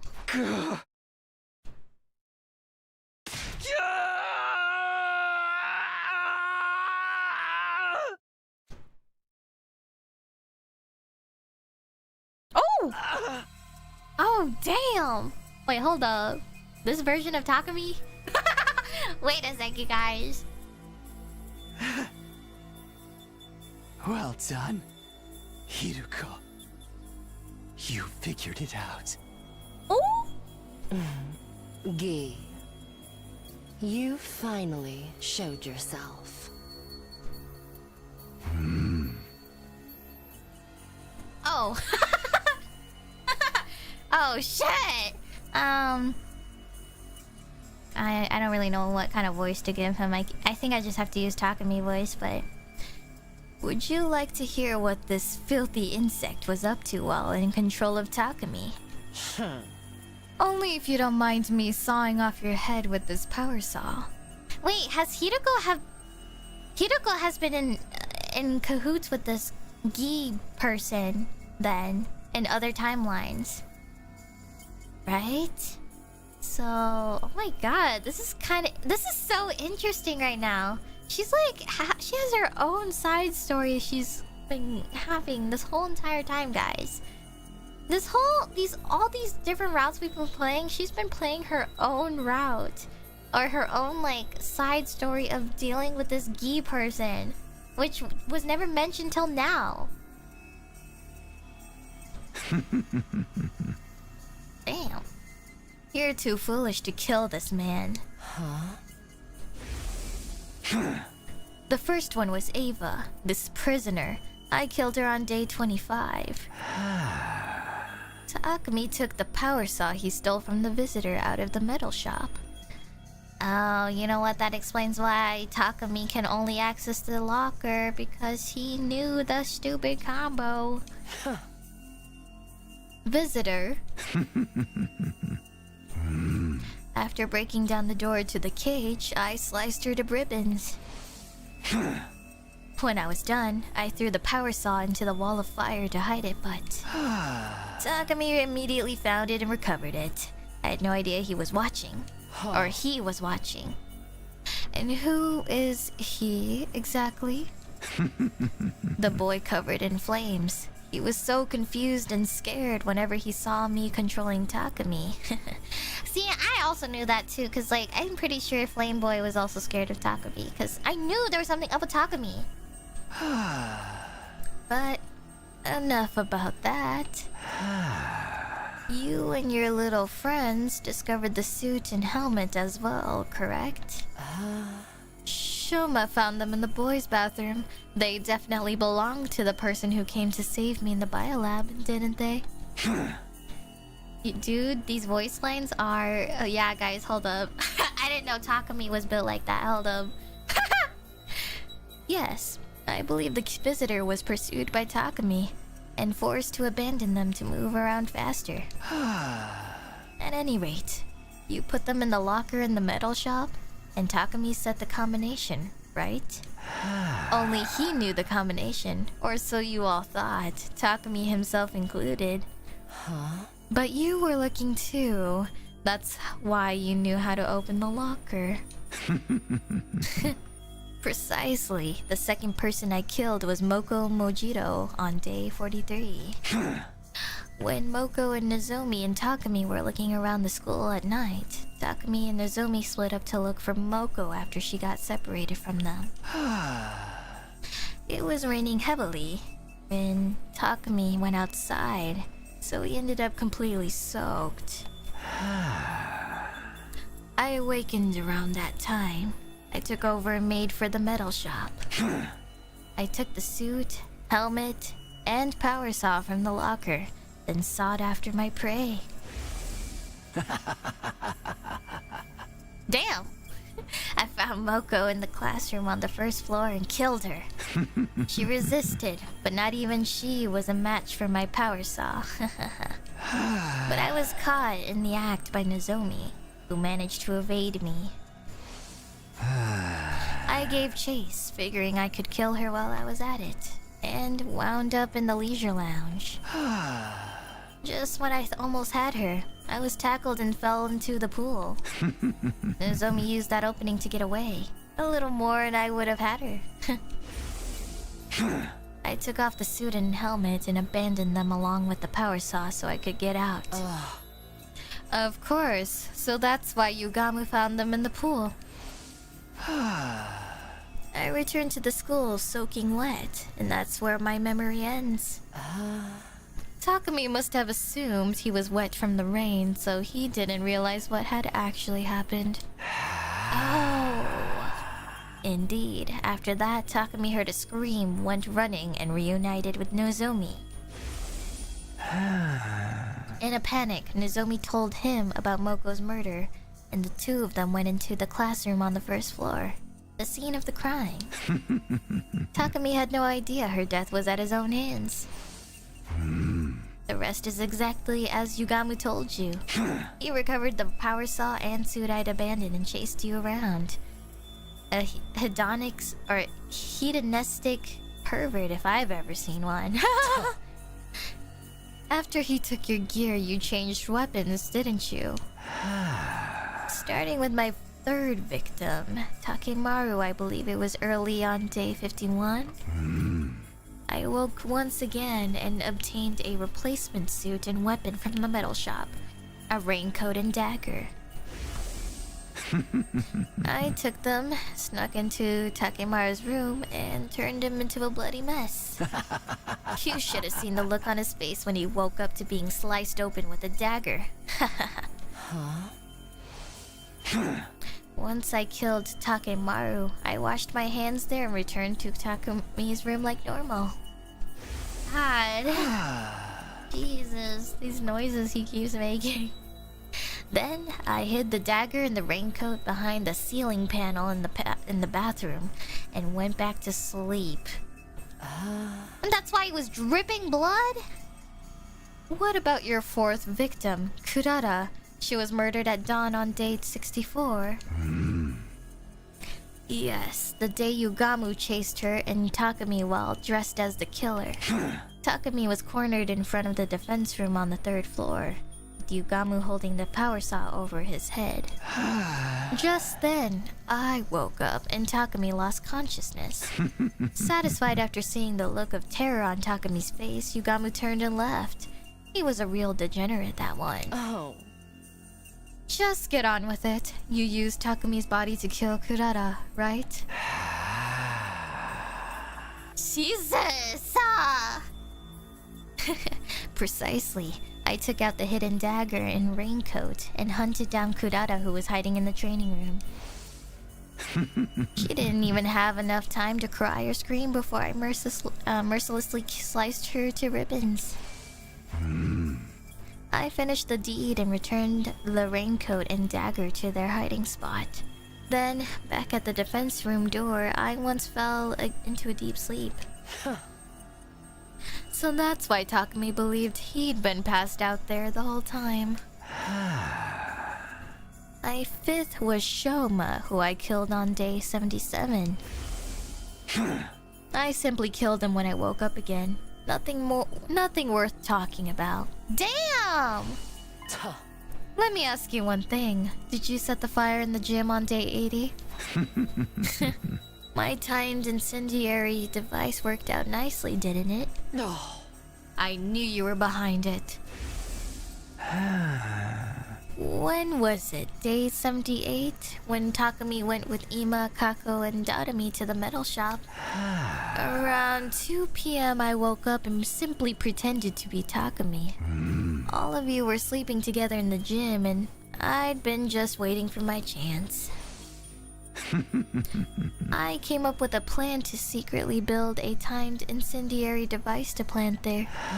Of course, I came up with a cover story so the other three wouldn't suspect me and worked on it by myself. But I struggled with the work. I couldn't finish the device that day. I had no choice but to continue into the next day, still pretending to be Takumi. I finally finished the device at 2 in the afternoon. 24 hours after I started. So you're saying Takumi's consciousness didn't return for over 24 hours? Oh. Wait, so basically, the two Takumi situations, his consciousness did, like, it transferred to another day. The same exact day when he was in the metal shop himself, I think, is what happened. So basically, on another day, they saw him, or like, they made it seem like there was a shapeshifter around, right? But actually, his consciousness just time traveled a bit from what he remembered, right? So he thought he was in the metal shop this entire time, but really, he really spent the whole day and then came back and woke up at the metal shop. Right? Is that what they're trying to say? He basically fell asleep in the metal shop, then he became Guy, and then spent an entire day there working on the bomb. Then, when Guy went back to sleep, he woke up and thought he was still in the metal shop, just studying, you know, like just doing whatever, and he thought he never slept a day. And then that's why Ima and Kako came by and they were like, "What? We just saw you, blah blah blah." You know? And then he was like, "What? But I was here this entire time." So now it kind of makes more sense. So there wasn't like a doppelganger situation then. So then, wait a minute. Is Guy might have not have taken just Takumi then. Maybe that one other route with Kurata. Maybe Guy is inside that Kurata person. Maybe. I think that imposter Kurata could be Guy. Then, if that is what's happening here. That's possible.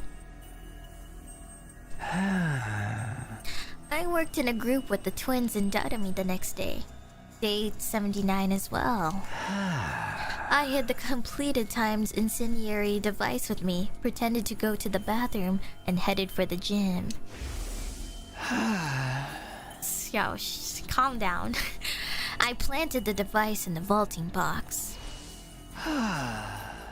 Then went to find the rest of you. You were all in a panic over seeing the killer. Obviously, the person in the suit wasn't me that time. Then it was this visitor you alluded to before. It doesn't really matter.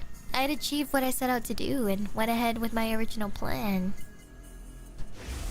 Thanks for Supa! Do you know clarified butter is also called ghee? I have no idea what clarified butter is. What the hell's that? I returned to the metal shop at 2:30 p.m. Nobody was there because of all the commotion over the killer. About an hour later, Takumi was awake again. Then Ima, Kako, and Dadami came back. Takumi? What are you doing here? Takumi underwent mitosis? Stop talking to me like I'm some kind of amoeba. I've been here the whole time. I doubt it. We just saw you going up the stairs. While you were gone, there was a huge commotion because the killer showed up again. We tried to catch them, but they got away. Everybody's still searching as we speak. Speak. Sorry. We literally just talked to you. You don't remember? You told us we were in danger because the killer was around again, but then you went off on your own. Oh. So he diverted them, basically. And then he went back and then Guy fell asleep. It was only natural that Takumi was confused. He'd never have a match and he spent the last 25 hours and 30 minutes unconscious. As planned, I activated the incendiary device I'd planted the evening of day 80. You all scattered and ran, and Takumi ended up with Dadami. Yugamu pretended to be the killer again and chased them. Then, they got separated. Man, Yugamu really fucked this up for everyone, huh? Yugamu, come on, man! You're so freaking cool. You can't literally lose all of that through this route. Takumi acted as a decoy and managed to get away from Yugamu. But unfortunately for him, I awoke once again. And so your sixth victim was Darumi. I got the raincoat and the dagger from my room and hunted down Darumi in the leisure lounge. I tore her apart and then threw what was left of her in the pool. That girl, she seemed to enjoy it. She was a real strange one. Huh? Enough commentary. What about numbers 7 and 8? Ima and Kako. Oh, that's simple. Takumi was working with them on day 83. Once they left the metal shop, my consciousness awoke. As usual, I got the raincoat and dagger out of my room and attacked them in the biolab. Right. Come to think of it, the two of them seemed to be suspicious of Takumi as well. They were trying to catch him, but it was too little too late. Once it was done, I hid the raincoat and dagger in my room again and went back to the metal shop like nothing had happened. Takumi's consciousness came back straight away. Naturally, he wasn't any the wiser about what had happened. As you're aware, the 9th person I killed was Gaku. Day 89, after Yugamu got caught, you agreed that Gaku would take the suit and power saw to hide them somewhere. When I awoke on the night of day 90, it seemed like the perfect opportunity to get them back and kill Gaku while I was at it. I got the raincoat and dagger as always and visited his room. I threatened him with the dagger and demanded he showed me where the suit and power saw were hidden. He led me to the library. They were hidden behind the bookshelf. Finally, I had my equipment back. Just when I was about to take them, Gaku suddenly tried to resist. I dropped my dagger on the floor during the struggle. But when it was over, I had the power saw. I relentlessly sliced him up with it, making sure to hit every last vital spot. Once I was sure he was dead, I immediately went back to Takami's room. I hid everything in the bathroom ceiling and went to sleep. After that, I was able to use the power saw for my kills again. I'm aware you used it on your 10th victim, Yugamu. Your reasoning skills are impressive, Hideko. You're the most brilliant imbecile of them all. The night of day 92, I woke up, put on the suit, grabbed the power saw, and went after Yugamu. The power saw made short work of the door to the room he was being held in. I listened to his bones snap as they were torn apart by the spinning blades. I checked that he was fully dead and returned to my room, careful not to be seen.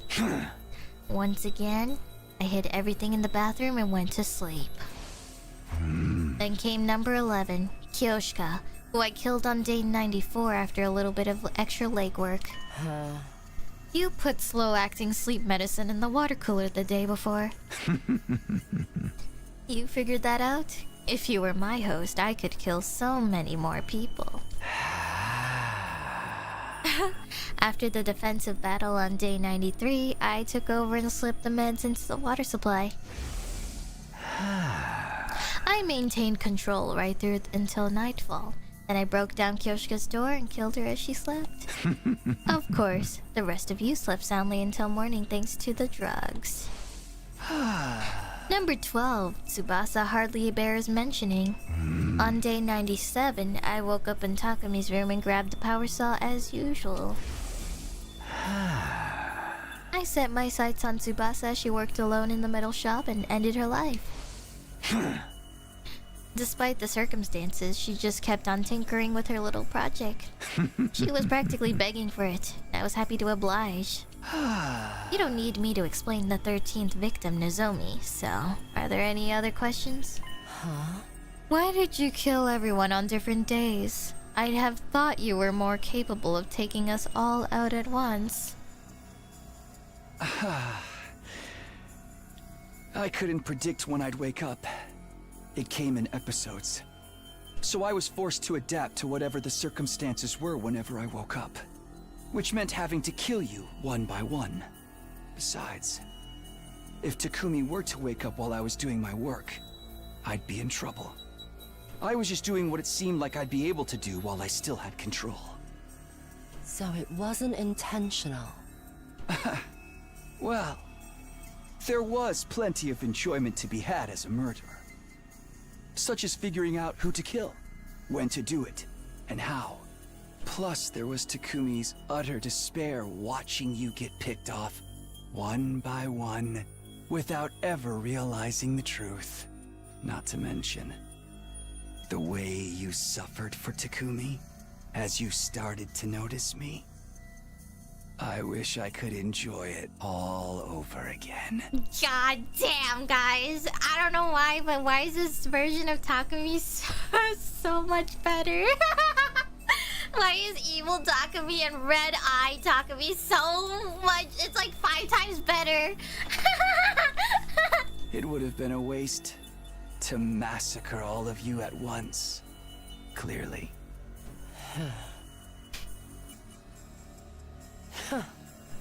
I have one last thing to ask.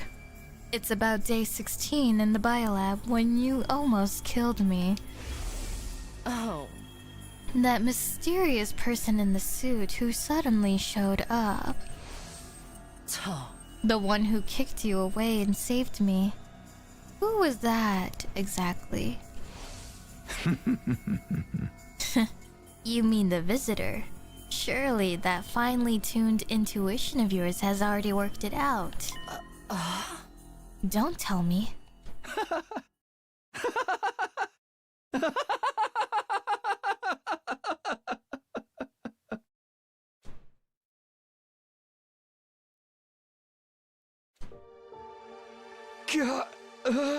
No way.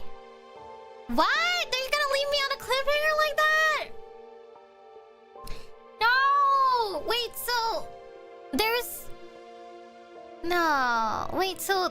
The person who was in the suit when they went after Hiruko, that was a different person than Gi? No. Wait. Visitor? No! No! Cliffhanger! No! I have to go to a different route! Shit! Takumi, are you back? Visitor is their name. Hiruko, why didn't you tell me? I mean, unless that visitor is Eito from the killing route. That could be it, but I don't know. The person in the suit tried to save Hiruko, not the other way around? Oh, wait. So... Wait.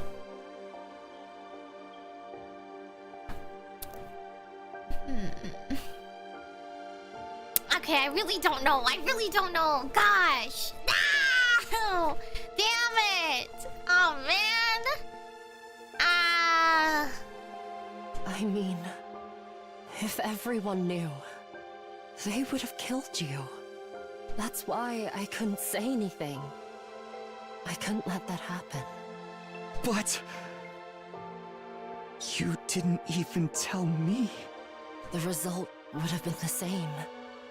The guilt would have driven you to take your own life. Trust me. I know what kind of person you are. The final attack is starting soon. When the missiles launch, all life on the surface will end, including us, if we don't get into the escape pod. Hiruko, I have one final request. Get on the escape pod without me. Takumi. My brain's been eroded by Gi data, right? If nobody knows how to remove it, there's no point in me surviving. So, please. I know. If that's what you want. But don't worry. I'm not going to leave you. I'll stay by your side until the end. Don't tell me you mean to. Oh my god. Are you crazy? Just get in the pod without me. I can't. It's too late. The final attack starts in 2 seconds. Oh my god, no. No way. Oh my god! Hiruko, please don't cry anymore!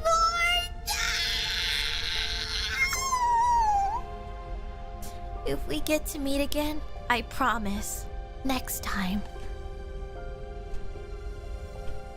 Oh my...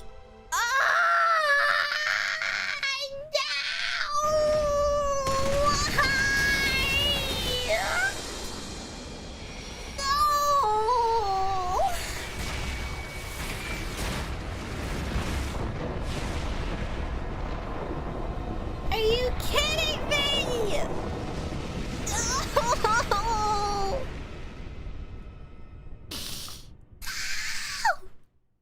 Are you serious? Oh my god! No!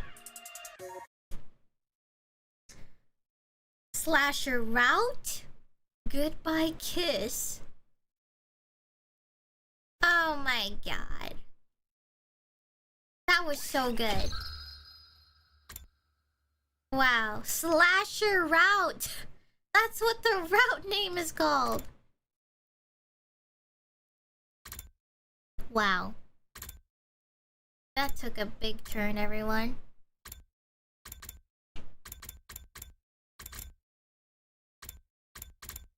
Wow. That's crazy. Wow. That was so good, guys. I'm so glad I saved Hiruko. You know, I'm not gonna lie. Even though I already said Tsubasa's the #1, I think Hiruko is such a good character. Like, I think she's really up there with Tsubasa, I think. Like, I will still stand by this, but I think I'm a Nozomi hater. I'm a Nozomi hater, and honestly, it's this whole route is proving everything to me that it gets better and better. But Hiroko was so good. God. I can't wait to see more. And also, Hiroko just has an interesting story to her, because she actually has something going for her. You know? She knows things that we all don't know. So, you know, it makes everything all interesting. But who knows? I mean, I'm just saying this as of so far now. You know, maybe Nozomi has her redemption arc somewhere else. But as of right now, Tsubasa and Hiroko are the best. Right now. As of now. But that was amazing. And also Takumi, oh my god, Takumi was so different, and I liked that version. Whenever you guys remember when I said evil Takumi, that was what I was looking for. I was looking for that Takumi, and I was like, I bet he's really I bet he's like super different when he's like evil. It was like a hear me out moment. I was like, damn, oh my god. I'm sorry guys, for some reason I just like if evil, why hot, you know? If evil, why hot? It was applied right there, okay? Evil usually makes them hotter, okay? It's the bad boy aura, guys. Oh my god, I have to see the Nozomi one. Alright, let's go back, guys.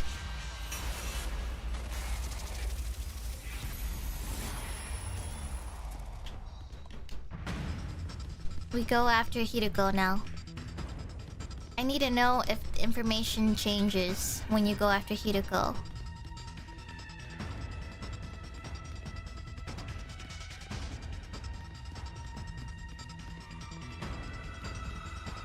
I feel like it's gonna be quicker though. I feel like if we went with the Nozomi route, I feel like Nozomi.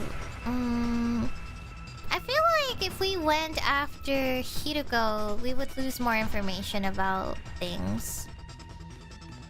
So I wonder if it's quicker. Maybe killing Hiroko earlier or choosing to pick Nozomi over her would like change things a lot. Cause yeah. No, don't kill her. Get away from Hiroko. No matter how hard I resisted, my body didn't budge an inch. I'd lost all control over it.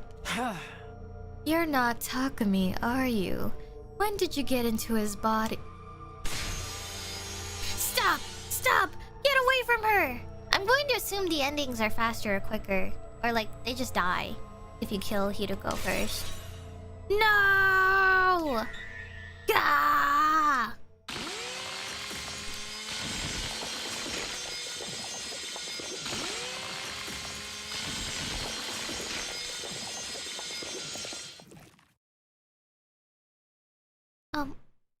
Wow. Just like that? I stared blankly at the devastation in front of me. Hiroko's blood felt warm running down my body. I killed her? Oh! Suddenly, a forceful impact connected with the back of my head and I fell to the ground. I could see a fire extinguisher in front of me. In my haze, I realized it had been thrown at me. Takumi! Oh! I managed to look up and saw Nozomi, looking down on me, holding the power saw. How could you? How could you? I believed you, Takumi! No, that's not it. Nozomi! It was against my will! Try as I did to scream, no words came out. All I could do was look up at her. Aura? You killed everybody! You tricked us this whole time! I would never piss off Nozomi. No, you have to listen to me, Nozomi. Everybody's dead! Because of you! Because of you!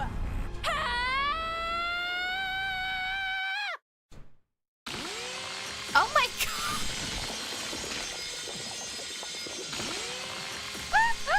She lacks critical information? She lacks critical information. I can't. Yeah, see? This is what happens when you pick Nozomi, guys. She doesn't know anything. She's just a helpless maiden. She's just a helpless maiden that doesn't know anything. I didn't do it. I felt blood streaming out of the wounds opened up by the power saw. Where did I go wrong? Somebody tell me. Go. Yeah, okay, so it is a quicker ending. It's just a death end. Okay, well, see, I made good decisions. I made good decisions with my choices, guys. My instinct to choose Hideko over Nozomi gave me more information. Slasher route, revenge. Can't believe this is only clear 24, guys. How am I even gonna get to... how many clears are there in total? Is there actually 100 total? Oh my god. How many clears are there? There's really 100?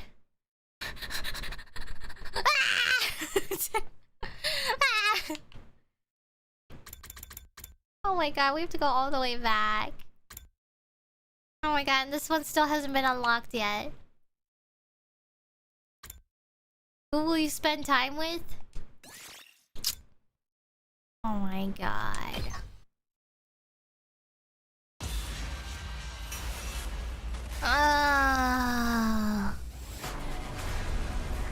We still have Ato alive routes too? So you're telling me the bottom half is all scattered as well? I think I might krill myself, guys. The bottom half is not even shown yet. I haven't even got to that piece. I'm gonna lose my mind, I'm gonna lose my mind.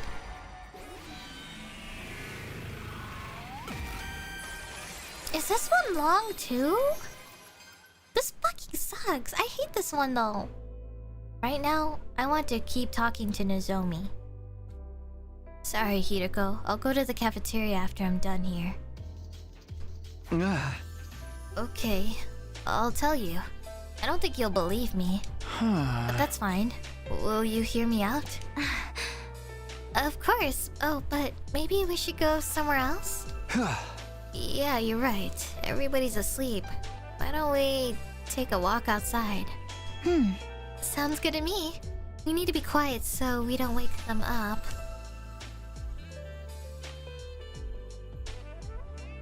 A million words ran through my head as I made my way up to the stairs with Nozomi. How do I even broach the topic of Karua Kashimiya? Would she believe me if I told her that the two of them were the same person? I hope the sky's clear tonight. Do you think they could see us from the satellite if we waved? Nozomi was walking beside me, smiling innocently while I was agonizing. There's no sense in trying to dress up what I want to say. Even if she won't believe me, I should just lay it all out. I just made up my mind when... Hey, did you hear something just now? Huh? Is someone here? I quickly looked around, but the midnight hall was pitch black and silent. Sorry, I must be imagining things. Let's hurry. Yes. Anyone who says they're just imagining things is the first to get killed. I had a bad feeling about all of this, so I tried to speed up, but the very next moment... What? Eek! What? Nozomi, run! This way! Really? I didn't know which direction! Shit! my freaking god. I was scratching myself too. I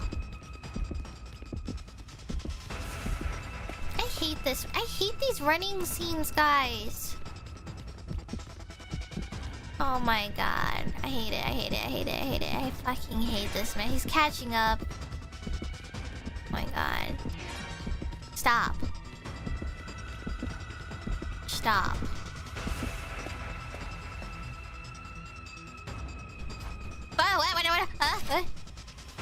Oh, they're gonna catch us both. Let's split up. I'll try to lead the killer away. Oh, it's the same thing. We don't have time to argue.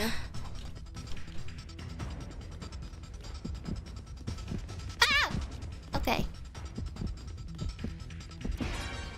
Just as long as you don't make me go the other way, that's all.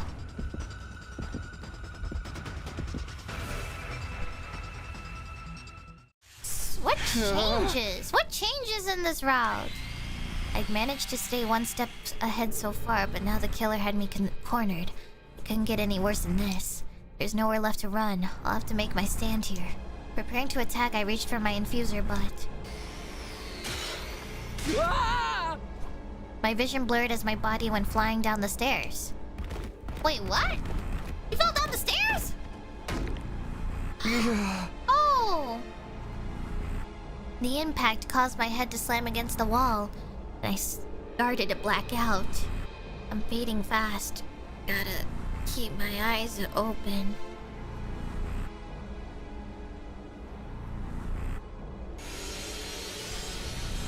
I managed to refocus my vision just in time to see the power saw coming down at me.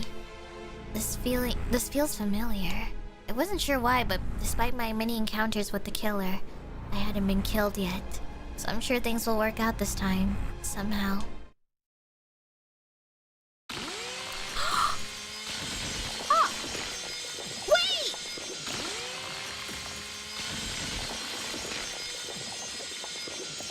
It was the real killer? Not Yugamu? Oh, that was short. Was that real? That wasn't Yugamu? What?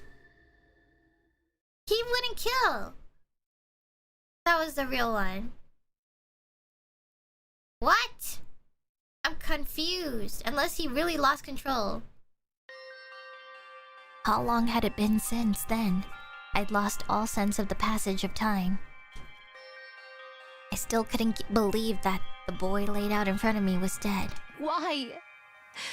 Why you too, Takumi? No matter how much I questioned him, he didn't answer. He's really dead. Wait. We'd separated while we were running from the killer last night. I went looking for Takumi later. What? Wait. I'm playing as Nozomi? But when I found him on the landing of the staircase, he was unrecognizable. Takumi. No. No. No! I never should have invited him out. If I hadn't, he might still be alive. What? I'm sorry. Takumi.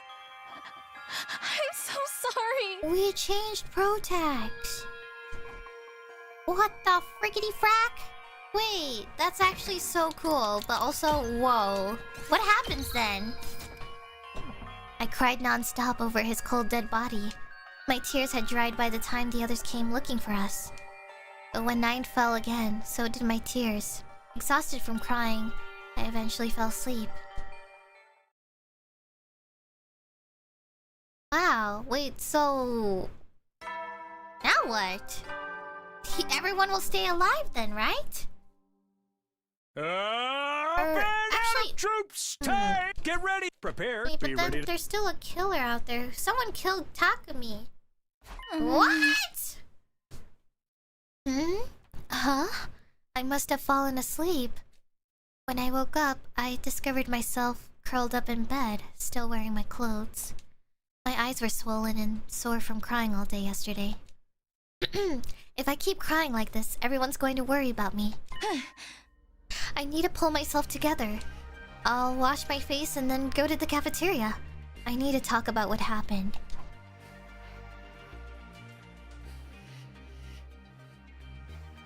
Hey guys. What if this was a great cliffhanger right now, guys? What if I stop here? What if I just stop here, guys? Next stream, Nozomi arc. Nozomi Protag arc. The next stream. Because I think this is gonna be another long one then, if we're gonna switch characters completely. So... you know, I think this is really cool.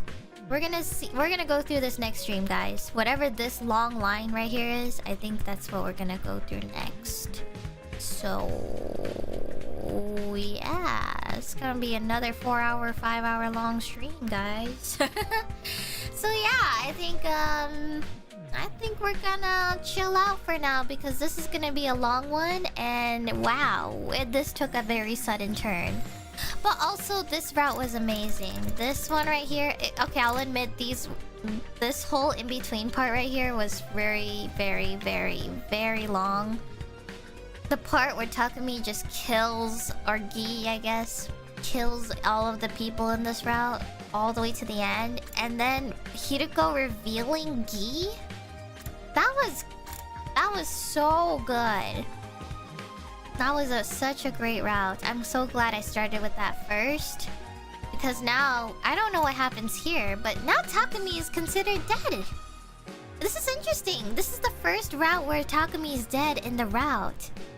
Which I really like because I, you know, sometimes I get a little tired of Takumi sometimes. I get a little tired of hearing his freaking everyday wake up, go to sleep lines every single day. I'm just like, man, it's always the same thing over every day. But you know what? I know I said I'm a Nozomi hater, but I think I'm a Nozomi hater in the sense of love interest, but I didn't say she was a bad character. I still enjoy her as herself, but she deserves someone else, guys. I think she could find someone else, you know? Nozomi, there's better out there. But who knows, you know, things can change, you know. I'm just speaking my current feelings of everyone now, but you know, I haven't seen it all anyway, so we'll see. But this is really interesting right now, so maybe this one we'll get to see more of Nozomi, and maybe we'll find and learn something important about Nozomi. Because there had to have been a reason why they split Hiroko and Nozomi up. Hiroko, we've learned a lot about her. So maybe in this route, this is about Nozomi. So maybe we'll actually learn something about her, finally. Maybe we'll finally get something out of her, because this whole time I felt like she'd been so useless for a while, story-wise. Story-wise, she was just an added stress to my whole plotline, but, you know, because she's the whole reason we came back here anyway, so, you know, I just was like, what's the point, you know? But anywho's, let's stop here, and we'll figure this out next stream, which will probably be next week, because I do want to focus on school this week as well. I want to make sure that I finish all my homework on time, so yeah, I do have a lot of homework streams. Even today I just took a quiz right before stream because I didn't want to, you know, wanted to make sure I took care of that before the deadline tonight. So yeah, I was a little late because I had to do my quiz before stream. And then also I'm making slight changes, but I think I was consistently going to the gym, but I might freeze my gym membership for a few months because school has been really tough for me, and I've been really struggling to wake up or go to sleep on time, so I'm just trying to wake up so I can at least make it to stream and be alive. So I've been kind of skipping out on the gym, sadly, because I'm so stressed. I have so much homework every single week, and it's so... I can't even think about going to the gym or even just going outside in general. It really sucks. I really miss going to the gym, but... like, I just can't wake up. I can't wake up on time anymore. Like, every time I've just woken up like 1 or 2 hours before stream, so... and I don't have time. So, it's tough. So, I will probably go back maybe after winter or something, so... or during winter maybe, I don't know. But, yeah. It's been rough. And I do need to touch some grass one of these days, or I'll lose my mind, but... yeah. So I'm making some slight adjustments, because school is important and I don't want to waste anything, so... yeah. It's pretty rough, but, you know... I gotta prioritize school and make sure that this tuition money is going somewhere useful. So gotta make sure everything counts, you know. So yeah, but thank you guys so much for watching today. Today's 100 line stream was probably one of the best, or like most peak stories right now. Like this has been peak. Seeing Evil Takumi was peak. That was amazing. That was absolutely crazy. So, anyways, thank you guys so much. Really appreciate all of you. But I probably will go now because I do want to go eat some food. I'm gonna ask if my sibling is free too. I've been meaning to want to show my sibling Uma Musume story for a while. Like, I'm trying to convince my sibling to at least take a tiny bit of interest because they're not really into it, but I'm trying to see if I can convince them to at least see the whole point of it through... maybe if I show Rice Shower's story, maybe they'll get into it. So I just need them to watch it and see what they think afterwards. So but yeah, anyways, I'm going to raid to Aya's stream, and yeah, hope you guys enjoy the rest of your night and have a good one. So take care, everyone. Love you all. Make sure you take care of yourselves. So anyhows, Otsufish! And also thank you me for the super! Thank you! Thank you, everybody. Thank you, everyone, for supers. And I'll see you next time. Tomorrow's homework stream, and then Uma Musume training on Wednesday, and then homework. I mean, if I feel like I finished early, or if I feel like I can lighten the load, then maybe Friday can be something else. So we'll see. We'll see how things go. So yeah, Uma's stream is my birthday. Happy birthday! Oh my gosh, let's freaking go! Happy early birthday! Yeah, me! I can't wait to play Uma Musume at your birthday, or on your birthday. So yay! Alrighty, well, take care, everyone. See ya! Bye bye! Otsu! Bye!